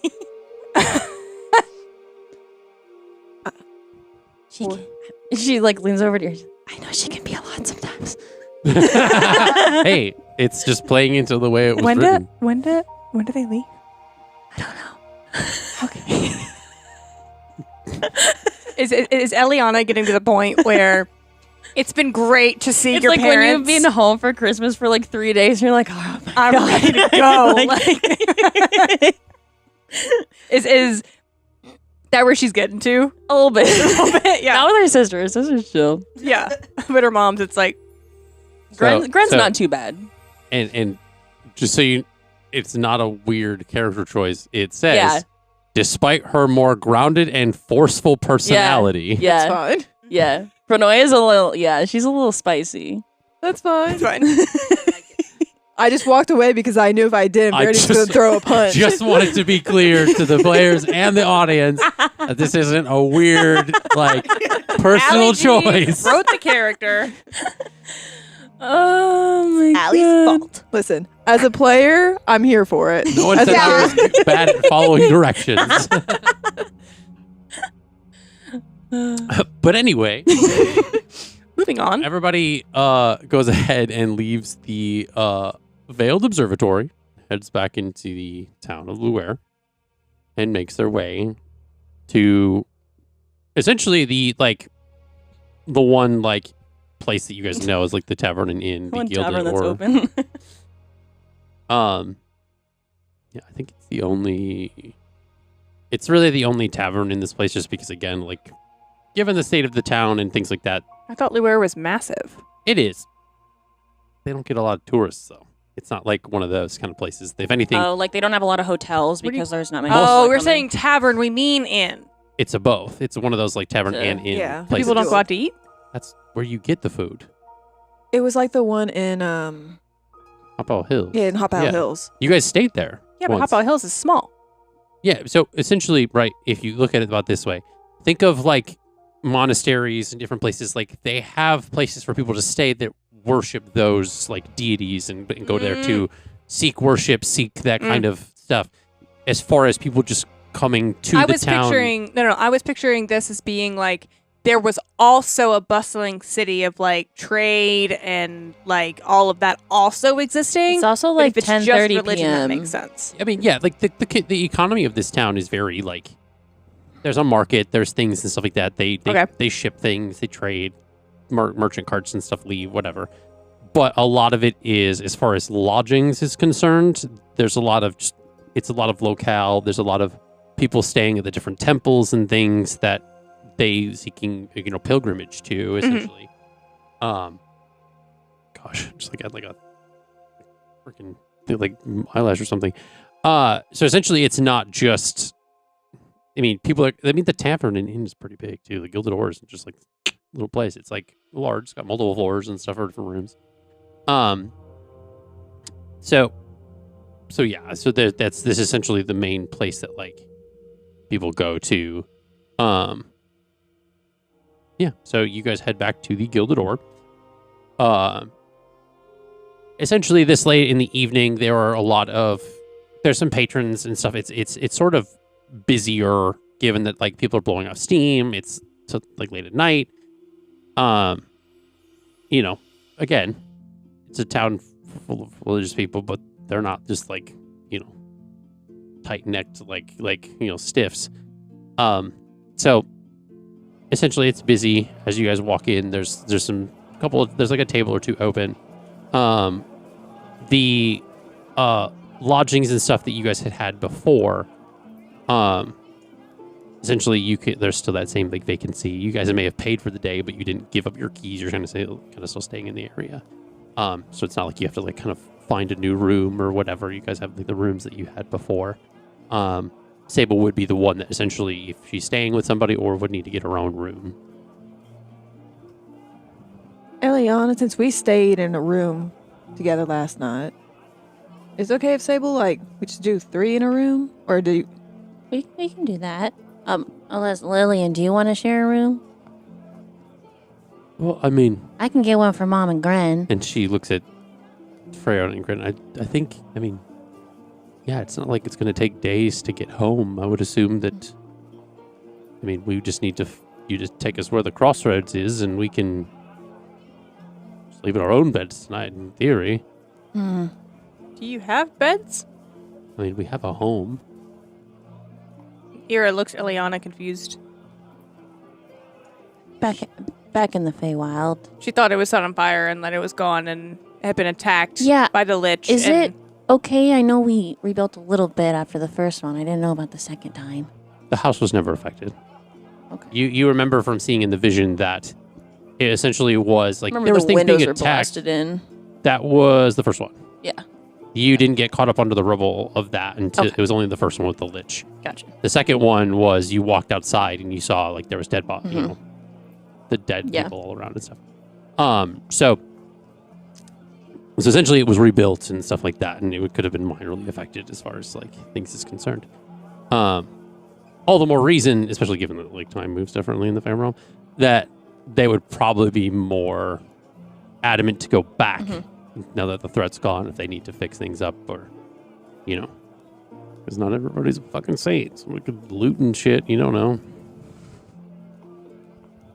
So do we need to Takes a village. take them back then? I mean, we can get some food first, and I mean, Okay. we did eat and have dinner. I mean, so it's We not like gotta we're get a super sending hungry. stone. I don't know if any place is open to get a sending stone though. They're expensive. I've only ever gotten them as gifts or found them in boxes. Mine was 50 or something for the pair. 50 I mean, gold. Damn. You essentially you can if they want to go to sleep and eat and stuff like that, then you can essentially like those two can go to sleep, and then Yeah. you guys Okay. can go off and Yeah.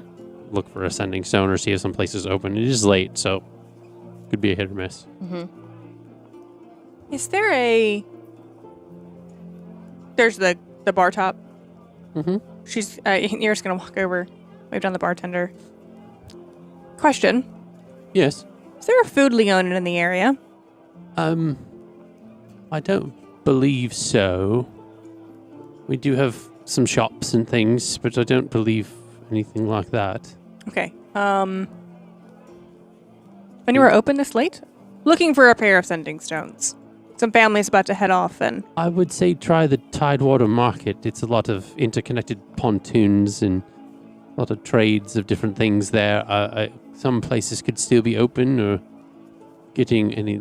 That kind of looks outside the window. It could be getting close to shutting down, so you might be able to catch something in time, but thank you. still, you know. Thank you. We'll run there and then come back and get food.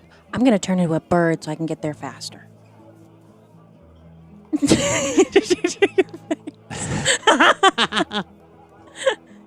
Okay. I'll be hey mom, I'll be right back, okay? Well, we're gonna go ahead and head. Or should we head that way? Which way is closer to where the crossroads were earlier? To go with her, or to stay here, have her come back, and then I don't know. And like, is it Essentially, where you are is closer than Okay. where the markets are. okay? We'll wait here then. Okay. I'm gonna dip in and out. I'll be back. I'll be right Okay. back. So you essentially like kind of go out the front door and then like you kind of see it from the sky. You see that there's like this market that's kind of a chaotic blend of different floating stalls and anchored boats kind of sitting amidst this like marshy part of the swamp that's kind of towards the edge of the town. Awnings and canopies that would provide shade and sunlight.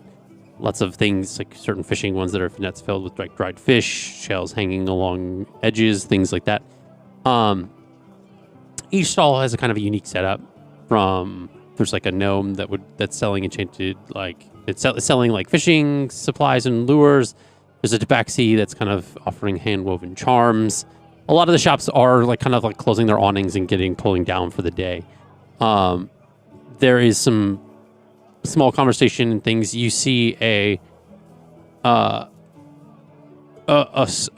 turtle that's kind of has some shells that are covered in barnacles. Looks a bit older. That is kind of just like sitting in like a rocking chair on the like edge of his boat with the kind of awning still up, and has like a small pipe in his hand. Is kind of like puffing on some like it looks like tobacco or something. Is from what you can smell as you get closer. And it looks like he sells like magic things or like would potentially have something like that if you inquire. I'm gonna land.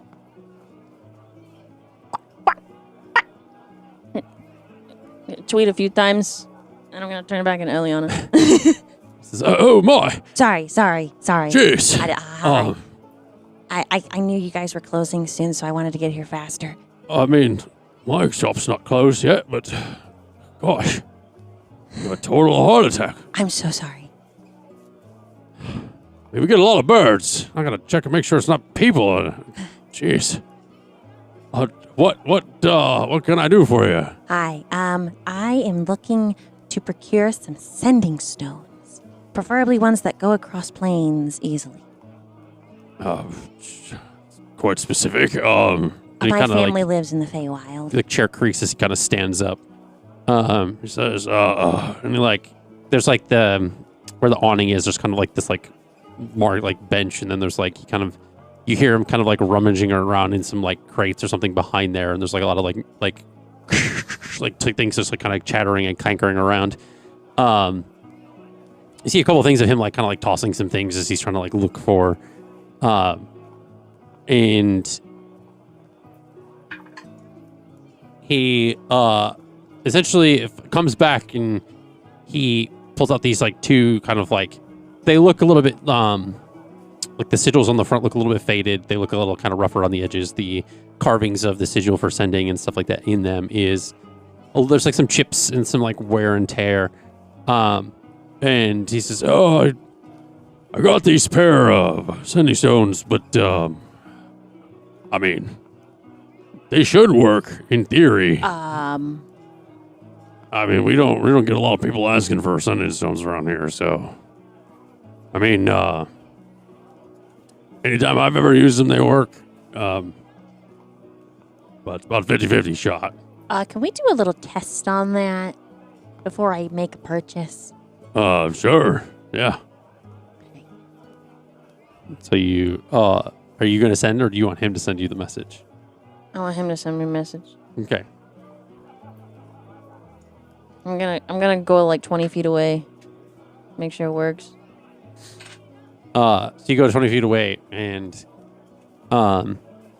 you hear like after a few minutes, like, do you hear this? Is it working? Anything? And that's all that you I hear. wait a little bit. I'm faking him out. Okay. Yeah, I got you. Okay. And then she runs back over. Okay. How much for this? For these? For the pair?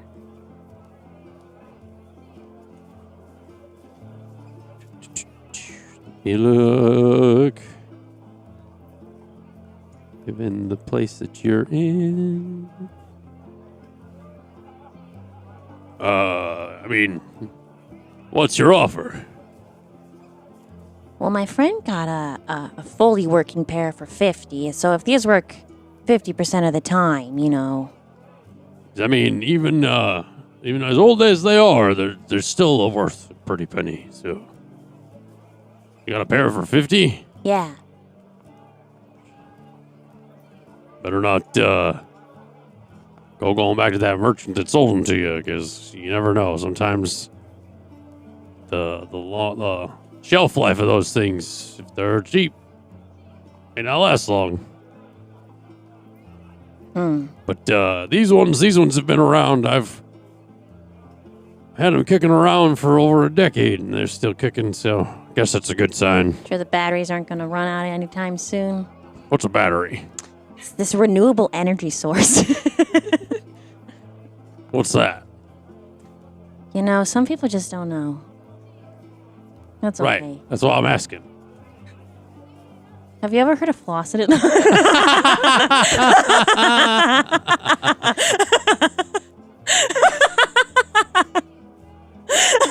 Have you heard of our good Lord and Savior? Pulls out the pamphlet.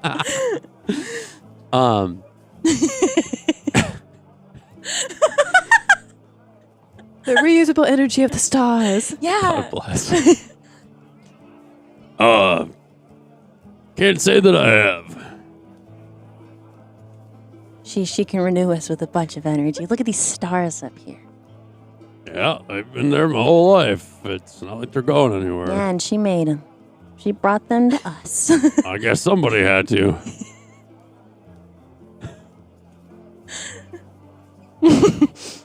Well, you know, they wouldn't be around anymore if I didn't save them, so. Right, do you have an offer for the sending stones, or, Look, I'll give you like 45 gold. Since they work half the time, my friend got them for Well, I said 50. it's a maybe. I can't guarantee that it's a 50-50. They're pretty old. Right. You have a better offer? So they're unreliable is what you're telling me. No, they're reliable. But you said maybe. I mean, there's no way to know. We won't even know until tomorrow. So if you need it right now, I don't think you're a very good salesman. think you're a very good patron. Well, I guess I'll try and find somewhere else to get some then. Look at them. They're so old. Their markings are almost gone. I'm old too, and you think I'm still kicking, doing fine. I was gonna say something really mean, but I feel like Eliana's not that kind of person. What the hell? Just don't go scaring anybody as a bird anymore. I'll try my best. You do that. And so you give them the 45 gold. Yeah. Really wasn't going to heckle you either. Doing that voice is kind of... Outlast the DM and you will get your sending stones. Those gravelly voices. Literally, though, when you gave Verity sending stones for 50 gold, I was like, holy shit. And I was like, I'm going to fucking riff off of that. So yeah, so you get the sending stones. It's better be worth it. I just so you're aware. She said that to herself, not to the No, I know. I'm letting you know Yeah. as a player. Uh-huh. I'm going to flip this every time you use it. Awesome. Fuck yeah. Just because he could have very well sent you like old ass ones that are a little bit. Yeah.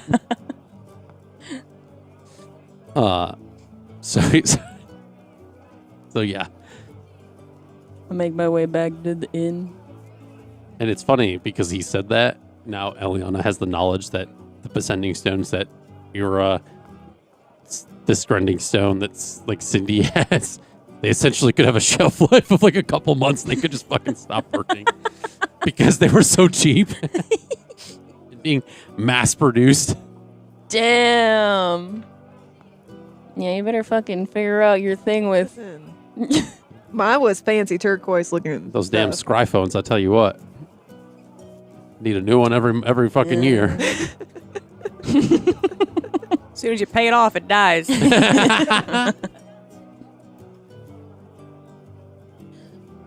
Mom. Okay, so you go back to the Gilded Ore, and you essentially, they're just waiting. Essentially, you were maybe gone like 20, 30 minutes at most. Between the time it took you to get there, the conversation, and then coming back. I'd say maybe like 20 minutes. And yeah. Got one. Oh, great. They're a little faulty. Well, But- I mean, beggars can't be choosers, dear. I mean, it's just good that we have them. Yeah. And so she takes the sending stone from you. Well, what's the agenda now? What? I guess we're gonna get you guys home. All right. I lead the way, I guess. Okay. So she goes off with her family. Is any of you, since it's Verity and Saeble, I would assume gone off to bed potentially. Yeah. Eira and Jax, are you going with them? Are you staying here? Scary dog privilege. Yeah, Eira's gonna go. Okay. It's late. Eliana's little. Given that Jax needs the 8 hours of sleep, 'Kay. he's probably going to stick back at the room for now. Eira's gonna leave Oyer with Okay. him. So him, Cole, and Oyer kind of head up to the room. Gives you like a kiss, goodbye. Essentially, well, good night. Or essentially, if you come back and he's sleeping or whatever, not goodbye. You God said bless. you said if you come back, and I was like, oh. I said if he's asleep when you come back. Yeah. I read the rest of it, but You get kidnapped? yeah, right. So, Like that. you essentially, you go off with Eliana and her family to where the crossroads is. And so you make your way through. Oh, Who it's is that that? voice. Whenever you transition away from the tavern, it does that every time. Shout out to Pocketbard, but weird. So you walk through the streets of Luer, and you kind of go down those like different alley passages and the different things, and make your way to where the Fake Crossroads was. And you see, I think I said it was Lillian that knew the spell. Mm-hmm. She performs the crossroads spell, and it kind of essentially like the gate like opens. Can and I you- observe her doing the spell Sure. and try to like Like understand it. put it in my pocket for later? That will be do an Arcana check, essentially to see if you retain it or not. Can I guide her? Sure. Yeah. Can I use enhance ability?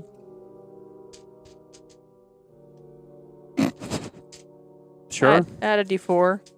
I could freaking find my. Do you still have the potion thing? Is that still in effect? No, it'll No, last that like lasted an hour. like an hour. Yeah. Oh, that was This- 24. Eira quietly and calmly pulls out a blueberry muffin. Was it 24 hours What? on that intelligence potion that you gave? I already deleted it from my inventory. Rest in peace. Oh. Oh, I Rip. mean, I can look it up. It was a potion of supreme intelligence. Yeah. I think it was a homebrew item. Oh, okay. It was something that was in the thing. But it's a good point. I think it was. Holy fuck, my Arcana's good. It was an hour. Oh, it was It an only hour. an Okay. hour. So yeah, it's gone. Where's the shot? That is, here, let me cast my enhance ability. That is going to be a 23. Okay, 23. So essentially you observe her doing the spell enough to like mentally kind of commit it to somewhat memory. Mhm. I will say if you ever tried essentially to reproduce it, Be a you would be a check. performance check and stuff just to see if it works or not, or if you remembered it correctly. But so essentially the kind of behind the temple, the like kind of like blue door like opens up. And the same guardian that like you guys had kind of witnessed before was Eira. kind of Eira pops over to the sister and it's like, give this to him. Give it to him. It's warm. Blueberry it's, muffin. Yeah. It's warm. It's like Okay. ready to go. Like, yeah. damn Saeble. Give this to He him. gets one, the guardian of this crossroads gets one before Saeble. We're not friends yet. We're only acquaintances. So you essentially Lillian's like, oh, okay. She goes, I present you this muffin, and it's like, all right, I guess that'll do. He kind of like he like takes it from her, like he like kind of like takes it from her hand, and like sticks it in his mouth. It's kind of like a small candy almost. He's just like, Pupils dilate. So, It's the best muffin you're ever. the same couple of people that, yeah, no, not you guys. We're not. Don't worry. We're just dropping them off. He looks down at Lillian, Grand and Freya, and is like, kind of squinted eyed, and like, you see him kind of like peer out of like the doorway and kind of like, you smell like you're supposed to be here. Okay. And then he kind of looks at you other three and is like, What other three? 1, 2, 3. Jack stayed back. Oh, that's right. The other two. He's seeping.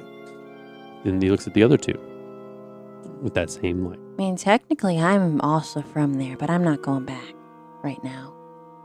Yeah, but I kind of like leans in and like, Don't sniff me. yeah, I think yours wore off. What? You've been here too long. Okay. Nothing personal. I just have a job to do. What if I wanted to visit sometimes, like my family? I mean, you're gonna have to earn favor and passage like everybody else. How do I do that? If you have to ask, can't afford it. You're telling me an Elijah elf can't come home? I guess you're gonna have to figure it out. I'm trying. Aww. Yeah, but you're asking the wrong guy. You're the bouncer You here. gotta win me over. If I'm telling you how to do it, then anybody can just do it. What if I give you a little hug? The sentiment's nice and all, but Oh. I don't think he likes me. Or... You know how to play any music? No. Do all of y'all like music? Yeah. You don't like music? No, I do. It's just the last guardian that I talked to just was absolutely obsessed. So, some people get a little into it. I can make you some nice. I dabble. Some people are weird about it. That's not me. Eira's just gonna learn how to carve like ocarinas and just have them in her pocket and just like give these guys. Well, I guess I'll figure it out next time I want to visit. Sounds like a good idea.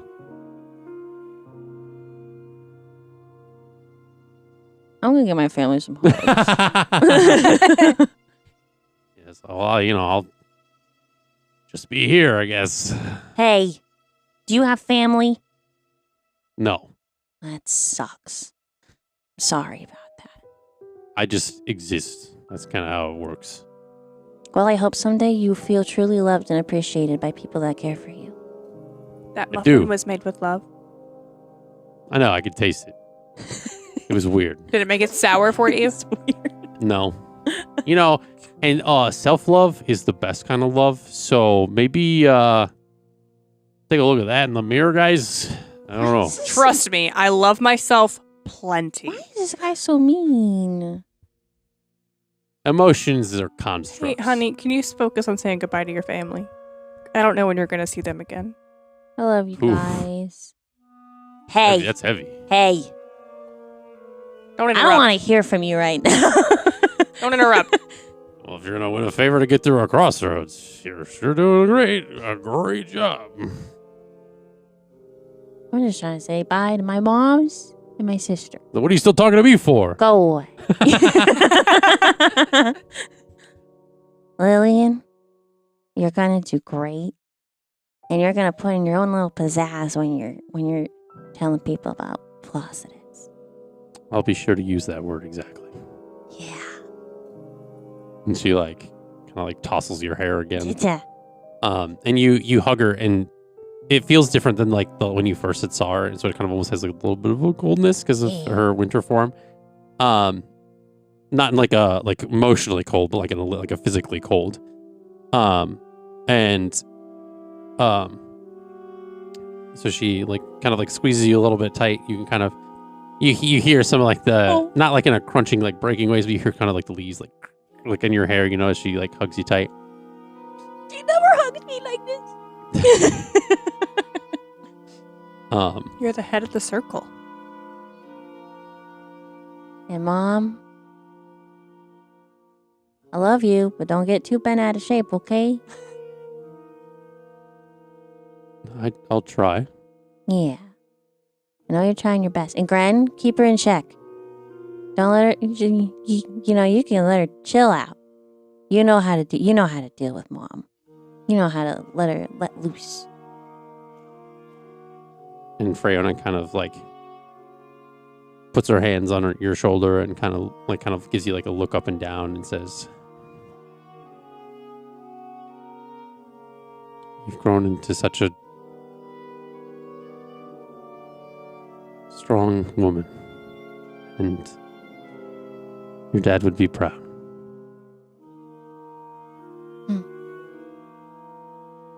And I know I've been tough at times, but I'm glad that it's your turn to teach me a thing or two. And it's kept you going, so it's kept you here. Oh, I know. A few of these gray leaves are from you and your sister for sure. And Gren kind of Freyona gives you a hug, obviously. And then Gren kind of comes over and says, "Don't worry, I'll help her loosen up a little bit." Yeah. I think once the you've done a lot since you guys got together. I think once the Florenia's out of her system, it'll Oh yeah. so she's but she's "You're doing good, kid." Thanks. And both Freyona and Gren kind of kiss you on your forehead and hugs and stuff, and essentially kind of make their way over to the doorway, and the guardian kind of says, "All right, let's go." And they kind of step inside, and they kind of look back and wave as the door like kind of like zoom, like short shuts and kind of fades away.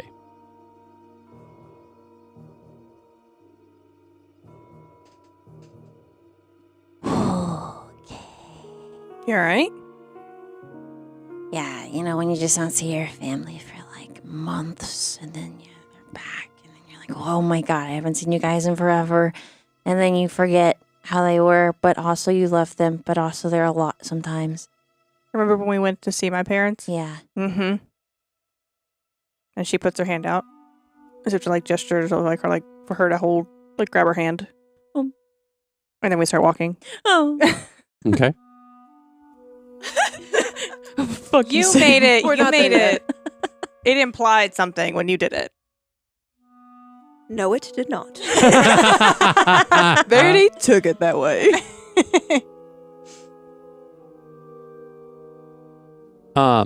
So you guys make your way back to the tavern, and Don't look at me. I'm stimming. At least it's not the microphone. Yeah. that's fair. Go ahead and roll for perception for me, please, the both of you. Both of us? Oh no. Oh no, your fucking brother is gonna come out of the fucking shadows. That was a wild ride.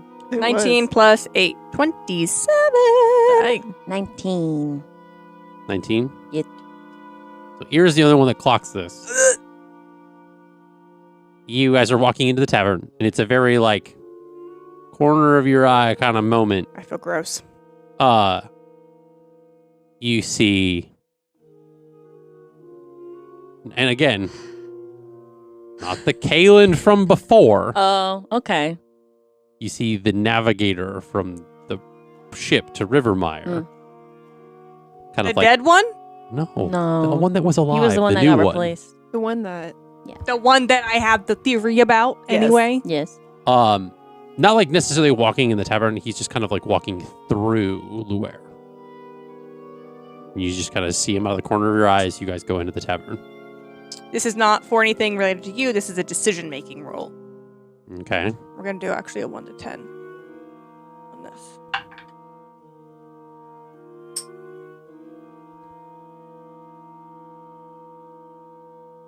I don't agree with that. 'Cause I want to tail him. I'm in all black. Do what you want.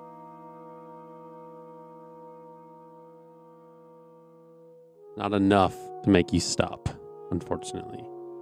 Mm. It's almost like one of those things where, like, if you see something out of the corner of your eye, unless 27. Yeah. Oh, 27. Lucky I gave it to you with the 27. Because it was a high DC. 'Cause it's not like he was close. Because a 27 is low, apparently. It's like if you see it out of the something out of like 40 feet away out of the corner of your eye, you're not gonna like. I don't know. Okay. It's not like a freaking eagle eye over here. Like, Do you like, point him out? I mean, I would like. What's that? I turn. It's probably gone. Yep. Yeah, nothing's over there. What do you, what?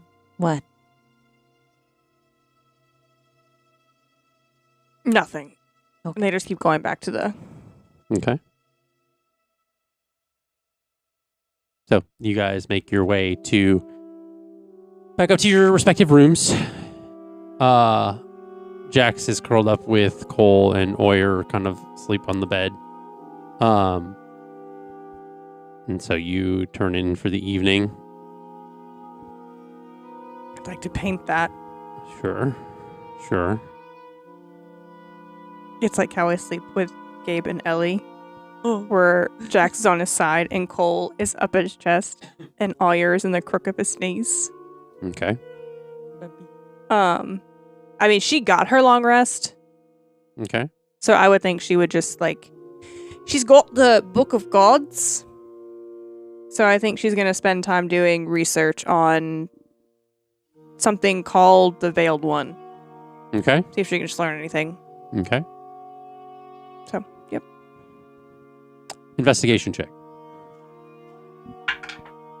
Womp womp. Wow. 19.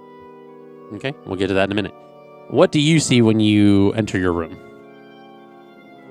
Paint this picture. They don't get to paint it for you. You get to paint this picture. What do you see? Because Verity and Saeble are staying in this room. Oh. I don't know. I don't know. I don't know. Just have fun with it. I'm not the DM. This is power that I'm not familiar with. Because we're going to yes and. This is what's funny about it. Take the power.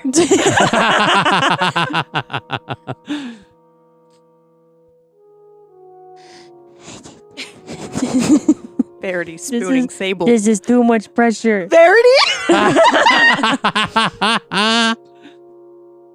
Saeble made her way over. I like... Wait a second. I feel like this may be an assumption, but what if one of the things on Sable's bucket list is to, like, sleep in a hammock, and so she made a fucking hammock out of, like, the bed sheets?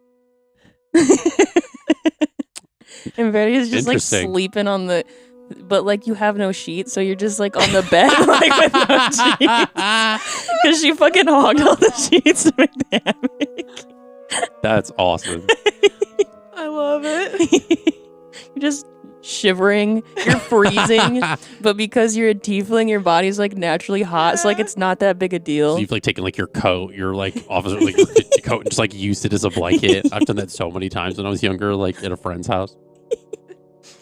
I added it. That's great. That's great. So yeah, so you see this like sheeted up hammock and Verity kind of sleeping underneath her coat in this room. I'm gonna turn into a dire wolf, and I'm gonna snuggle up next to Verity so I can keep you warm. Because All you right, have no all bed right. sheets. Sable's the worst. Okay, it was a natural 20. If it would have been like a certain number, that bed would have broke. Because dire wolves are big. Yeah, they are. So if Like you the get, size of a bed. yeah, you're like a small bear getting into bed with somebody. He's tiny. Not as tiny Think as like Game of Thrones dire wolves. Like they're big. So yeah, you could curl up next to Verity, and she for sure is warm, all things considered. And you guys, you turn in for just like a sleep, essentially, because you got your sleep, so you're kind of just like chilling. So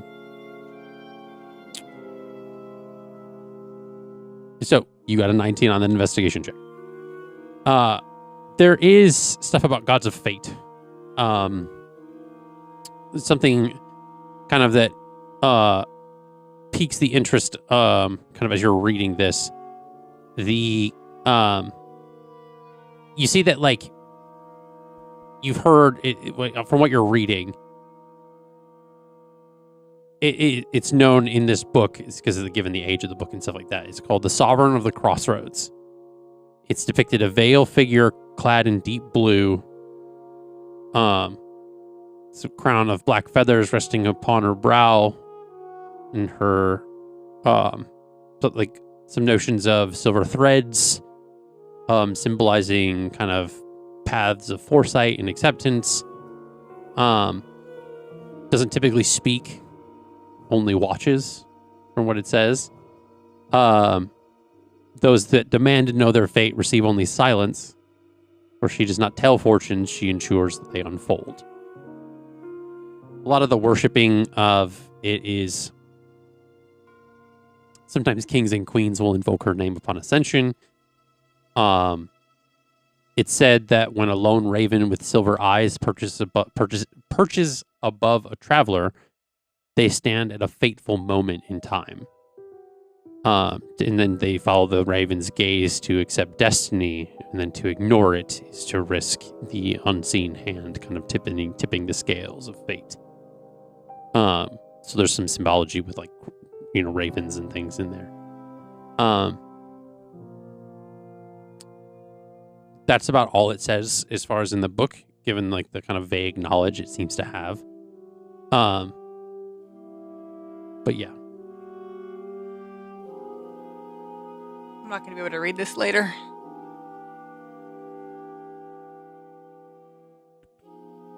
I typed it out. You can take some of my notes. Oh, forget they exist.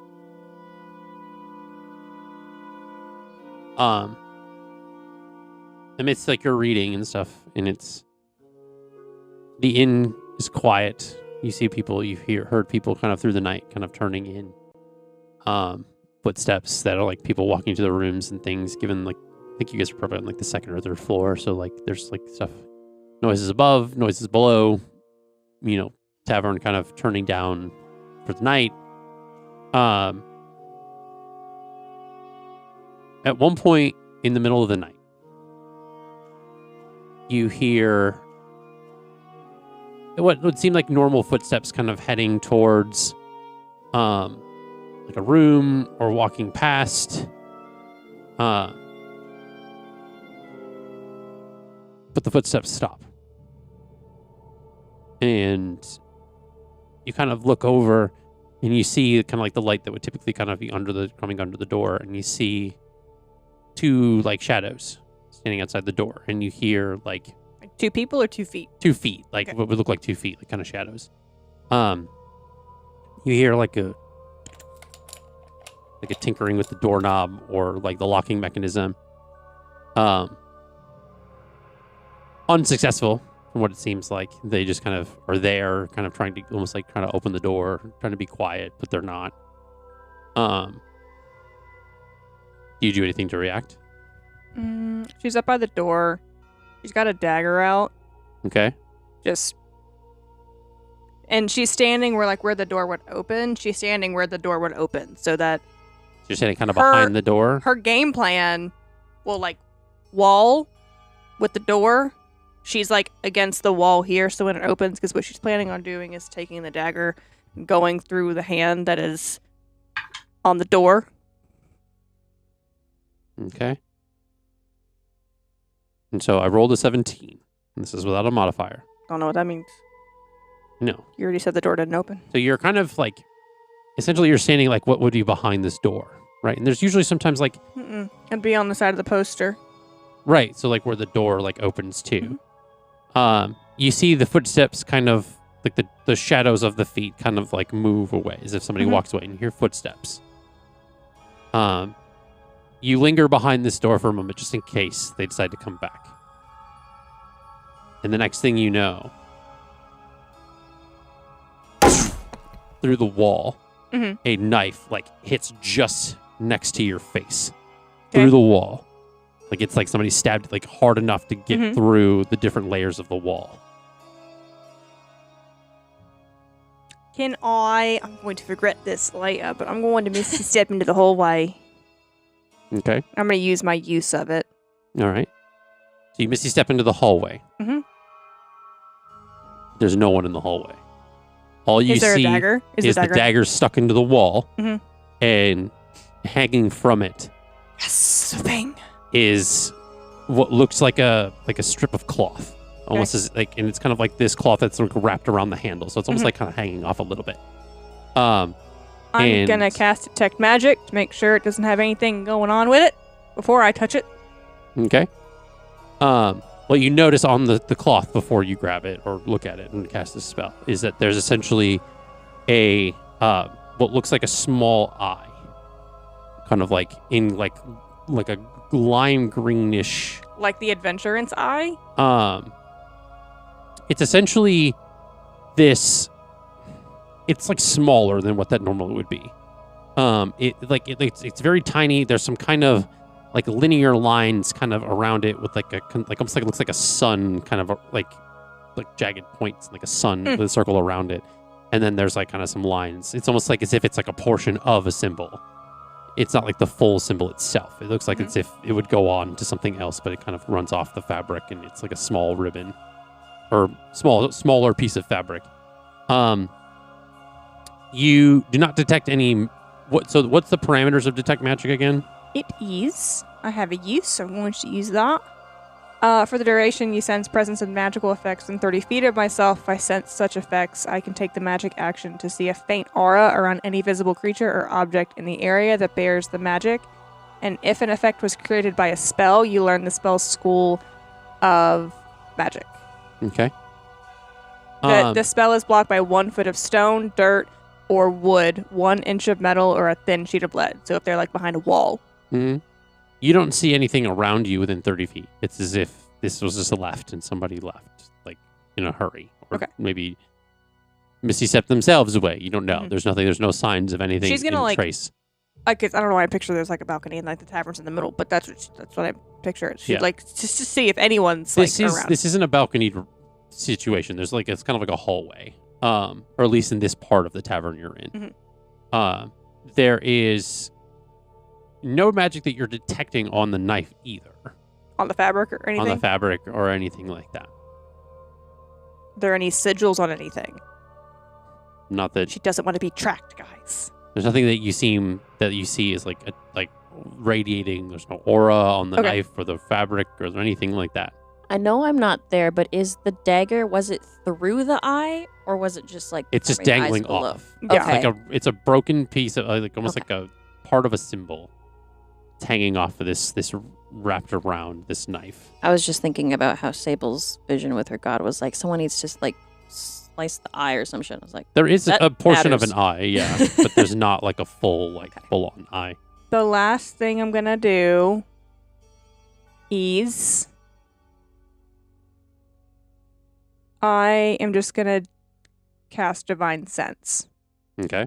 And the parameters of that are fiend, right? Like fiend, undead. Celestials, fiend, undead within 60 feet. And I know it's creature type. In the same radius, you also detect the presence of any place or object that has been consecrated or desecrated, as with the Hallow spell. Okay. Nothing like that pops up. Essentially, you see the aura of Verity in a room, kind of a couple of rooms over or whatever nearby. There are auras from other things, like essentially, like if there's another tiefling in the inn that's staying in the inn and stuff. Like horizontal, like sleeping. Yeah, they're like sleeping. They're like laying down. There's nothing that seems to be like hiding behind a corner or anything like that. Nothing, again, radiating off of the knife. Okay, she's gonna take the dagger out of the wall. Make a Constitution saving throw. Knew it. I did my best, guys. I did my best. This is how it ends. There's like fucking poison on it. This is how it ends. You checked for magic. 17 plus 5. 22. 22. It fails. The DC was a 23. You needed to at least get a 20 or above, plus your modifier. What do you mean? So, what was your modifier? A natural 20? A 19 or a 20, and it would have... I got a 17. Yeah. So, you touch this knife, and you feel this... It's familiar sense. Yep. As you're touching this knife, you feel as if this isn't a normal, like, school of magic type thing. You feel this... It's almost as if once you grab it... and this is genetic. The like little strand of ribbon kind of like hits your forearm or like kind of hits like whatever wrist is exposed. It burns. I did everything I could, guys. And you feel this like small twinge of a headache, and it kind of almost like makes you kind of like release the knife, and it kind of like goes like steps like straight into the ground as it falls, as if it's like extremely sharp.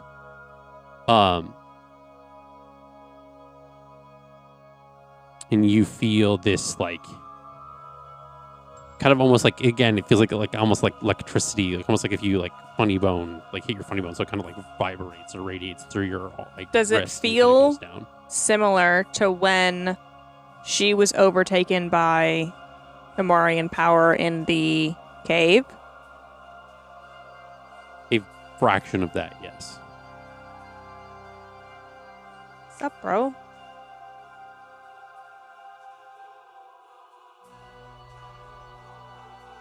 That's all that happens.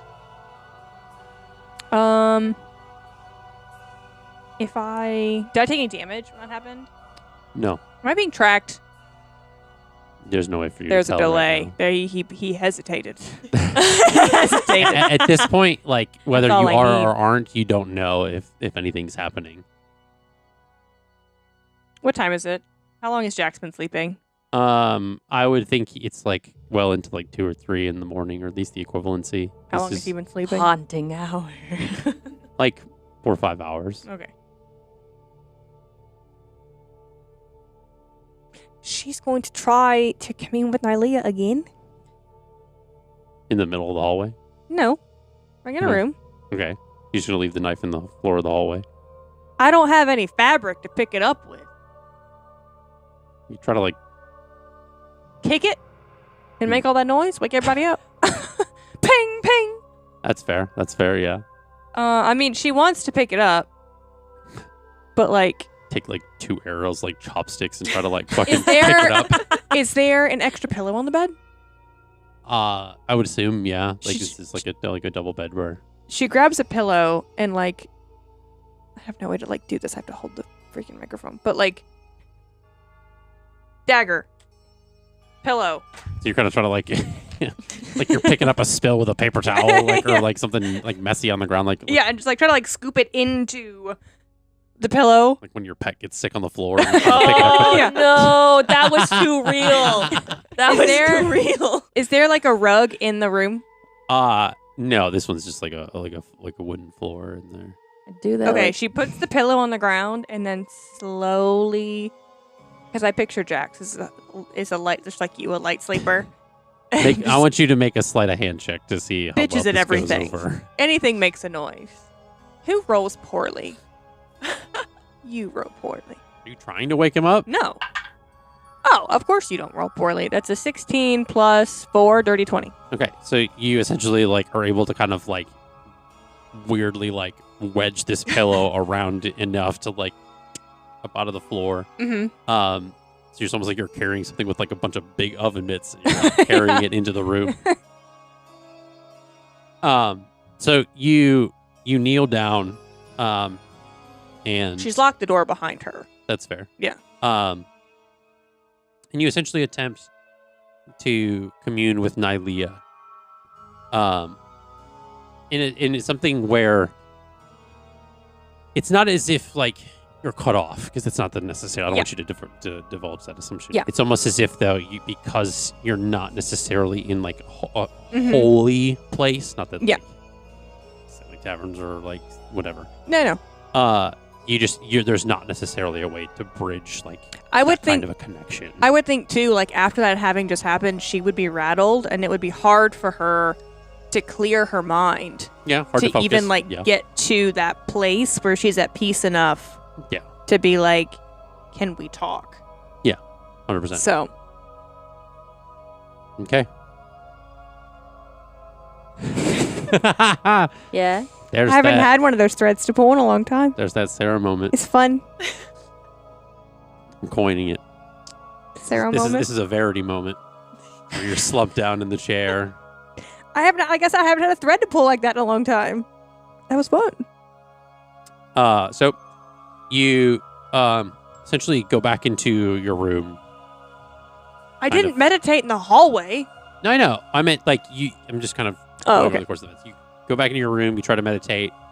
You're essentially kind of kept up for a good bit Do I get those spell slots back?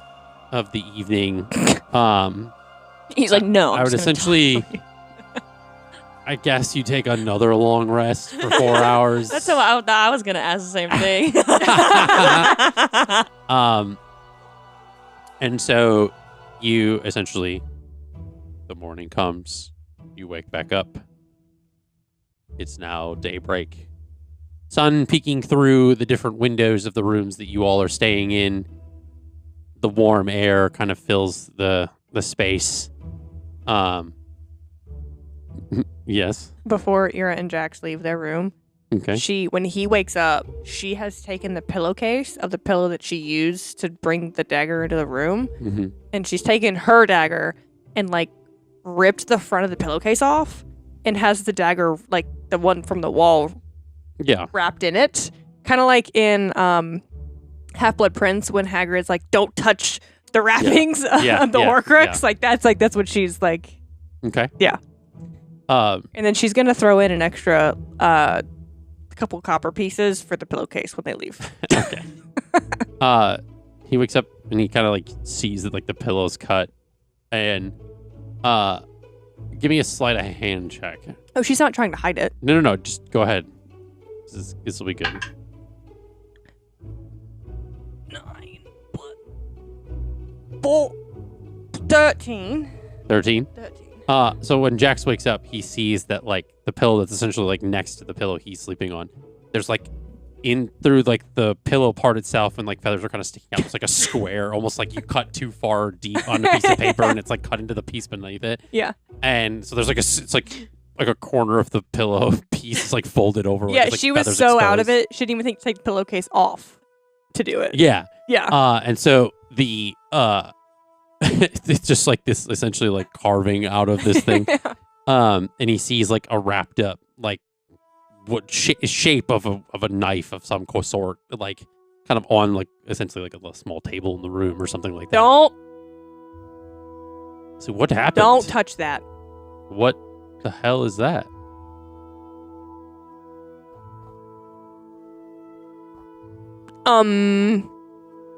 Do you see the hole in the wall?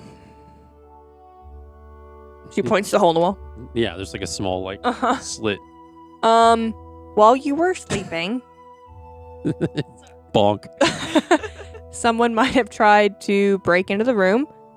So I went over to handle it. And then And did you handle it?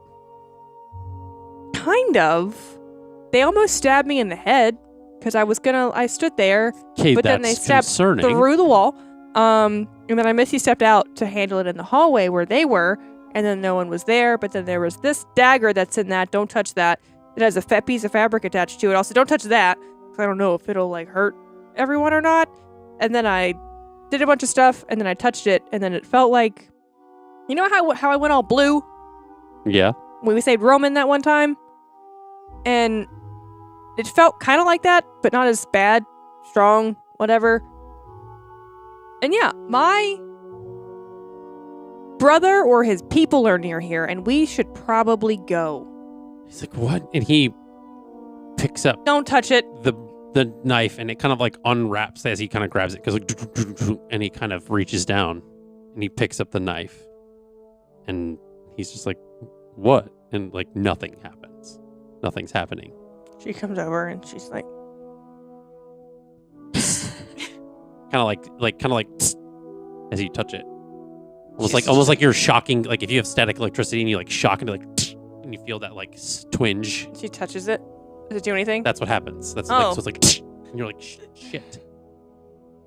Is it a nice dagger? It looks a little rougher on the edges, but Oh, okay, it's so no, it's not essentially nice. Okay. like, it's like a kind of like one of those like almost not like yours, because yours Yeah. are similar to like short swords and stuff. This is like similar, not in the regalia of Verity's knife as far as length and size. It's big enough that it would go through a couple of layers of wall, and like, But it's pretty basic. Like, it's a pretty basic it blade. has some kind of like carvings, like almost like one of those like bowing, like hunting knife, whatever. Anything kind of thing. identifiable? No. Unfortunately, nothing ornate or anything that's like distinguished. Don't give me threads to pull. Take them all. It's a big knife, essentially like almost Yeah. abnormal that just somebody would carry And a the- dagger wise. Did the cloth fall on the floor? It's still wrapped around the handle, like as if it's like been tied or something. Okay. But Jax is holding it like it's nothing. Can you wrap that up, please? I mean, I can just carry it. You can carry it, but can you carry it wrapped up? What difference does it's not doing anything? He saw it like shock me, right? Yeah, but much like when you touch something with static electricity, And it unless had a little pop. Yeah, but it's not like it wasn't loud enough that like it was like one of those where like you hear it normally. Like, Okay. are you good about She to wants him see? to understand. Okay, Put it down. So I and was he kind of like stabs it into the and then wooden she table. goes to grab it. Okay, and make a Constitution saving throw. 8 + 5. Okay, you touch it, Mm-hmm. and She grabs it To prove a fucking point. You feel this almost like it's burning more than it did the first time. It should. And you pull your hand away, and an eye is burned into your hand. See? Am I Jack Sparrow? The black spot! We need to get you some dirt. And you see as you're holding out Buy this, one. you hold this hand out to him, and it blinks. No. Oh! No. Feyre. And that's where we're going to end for tonight. Oh. Thank you so much for joining us here at Off the Beaten Quest. Hope you enjoyed session 76, Lifting the Veils. Thank you to Pocketbard for all the great music.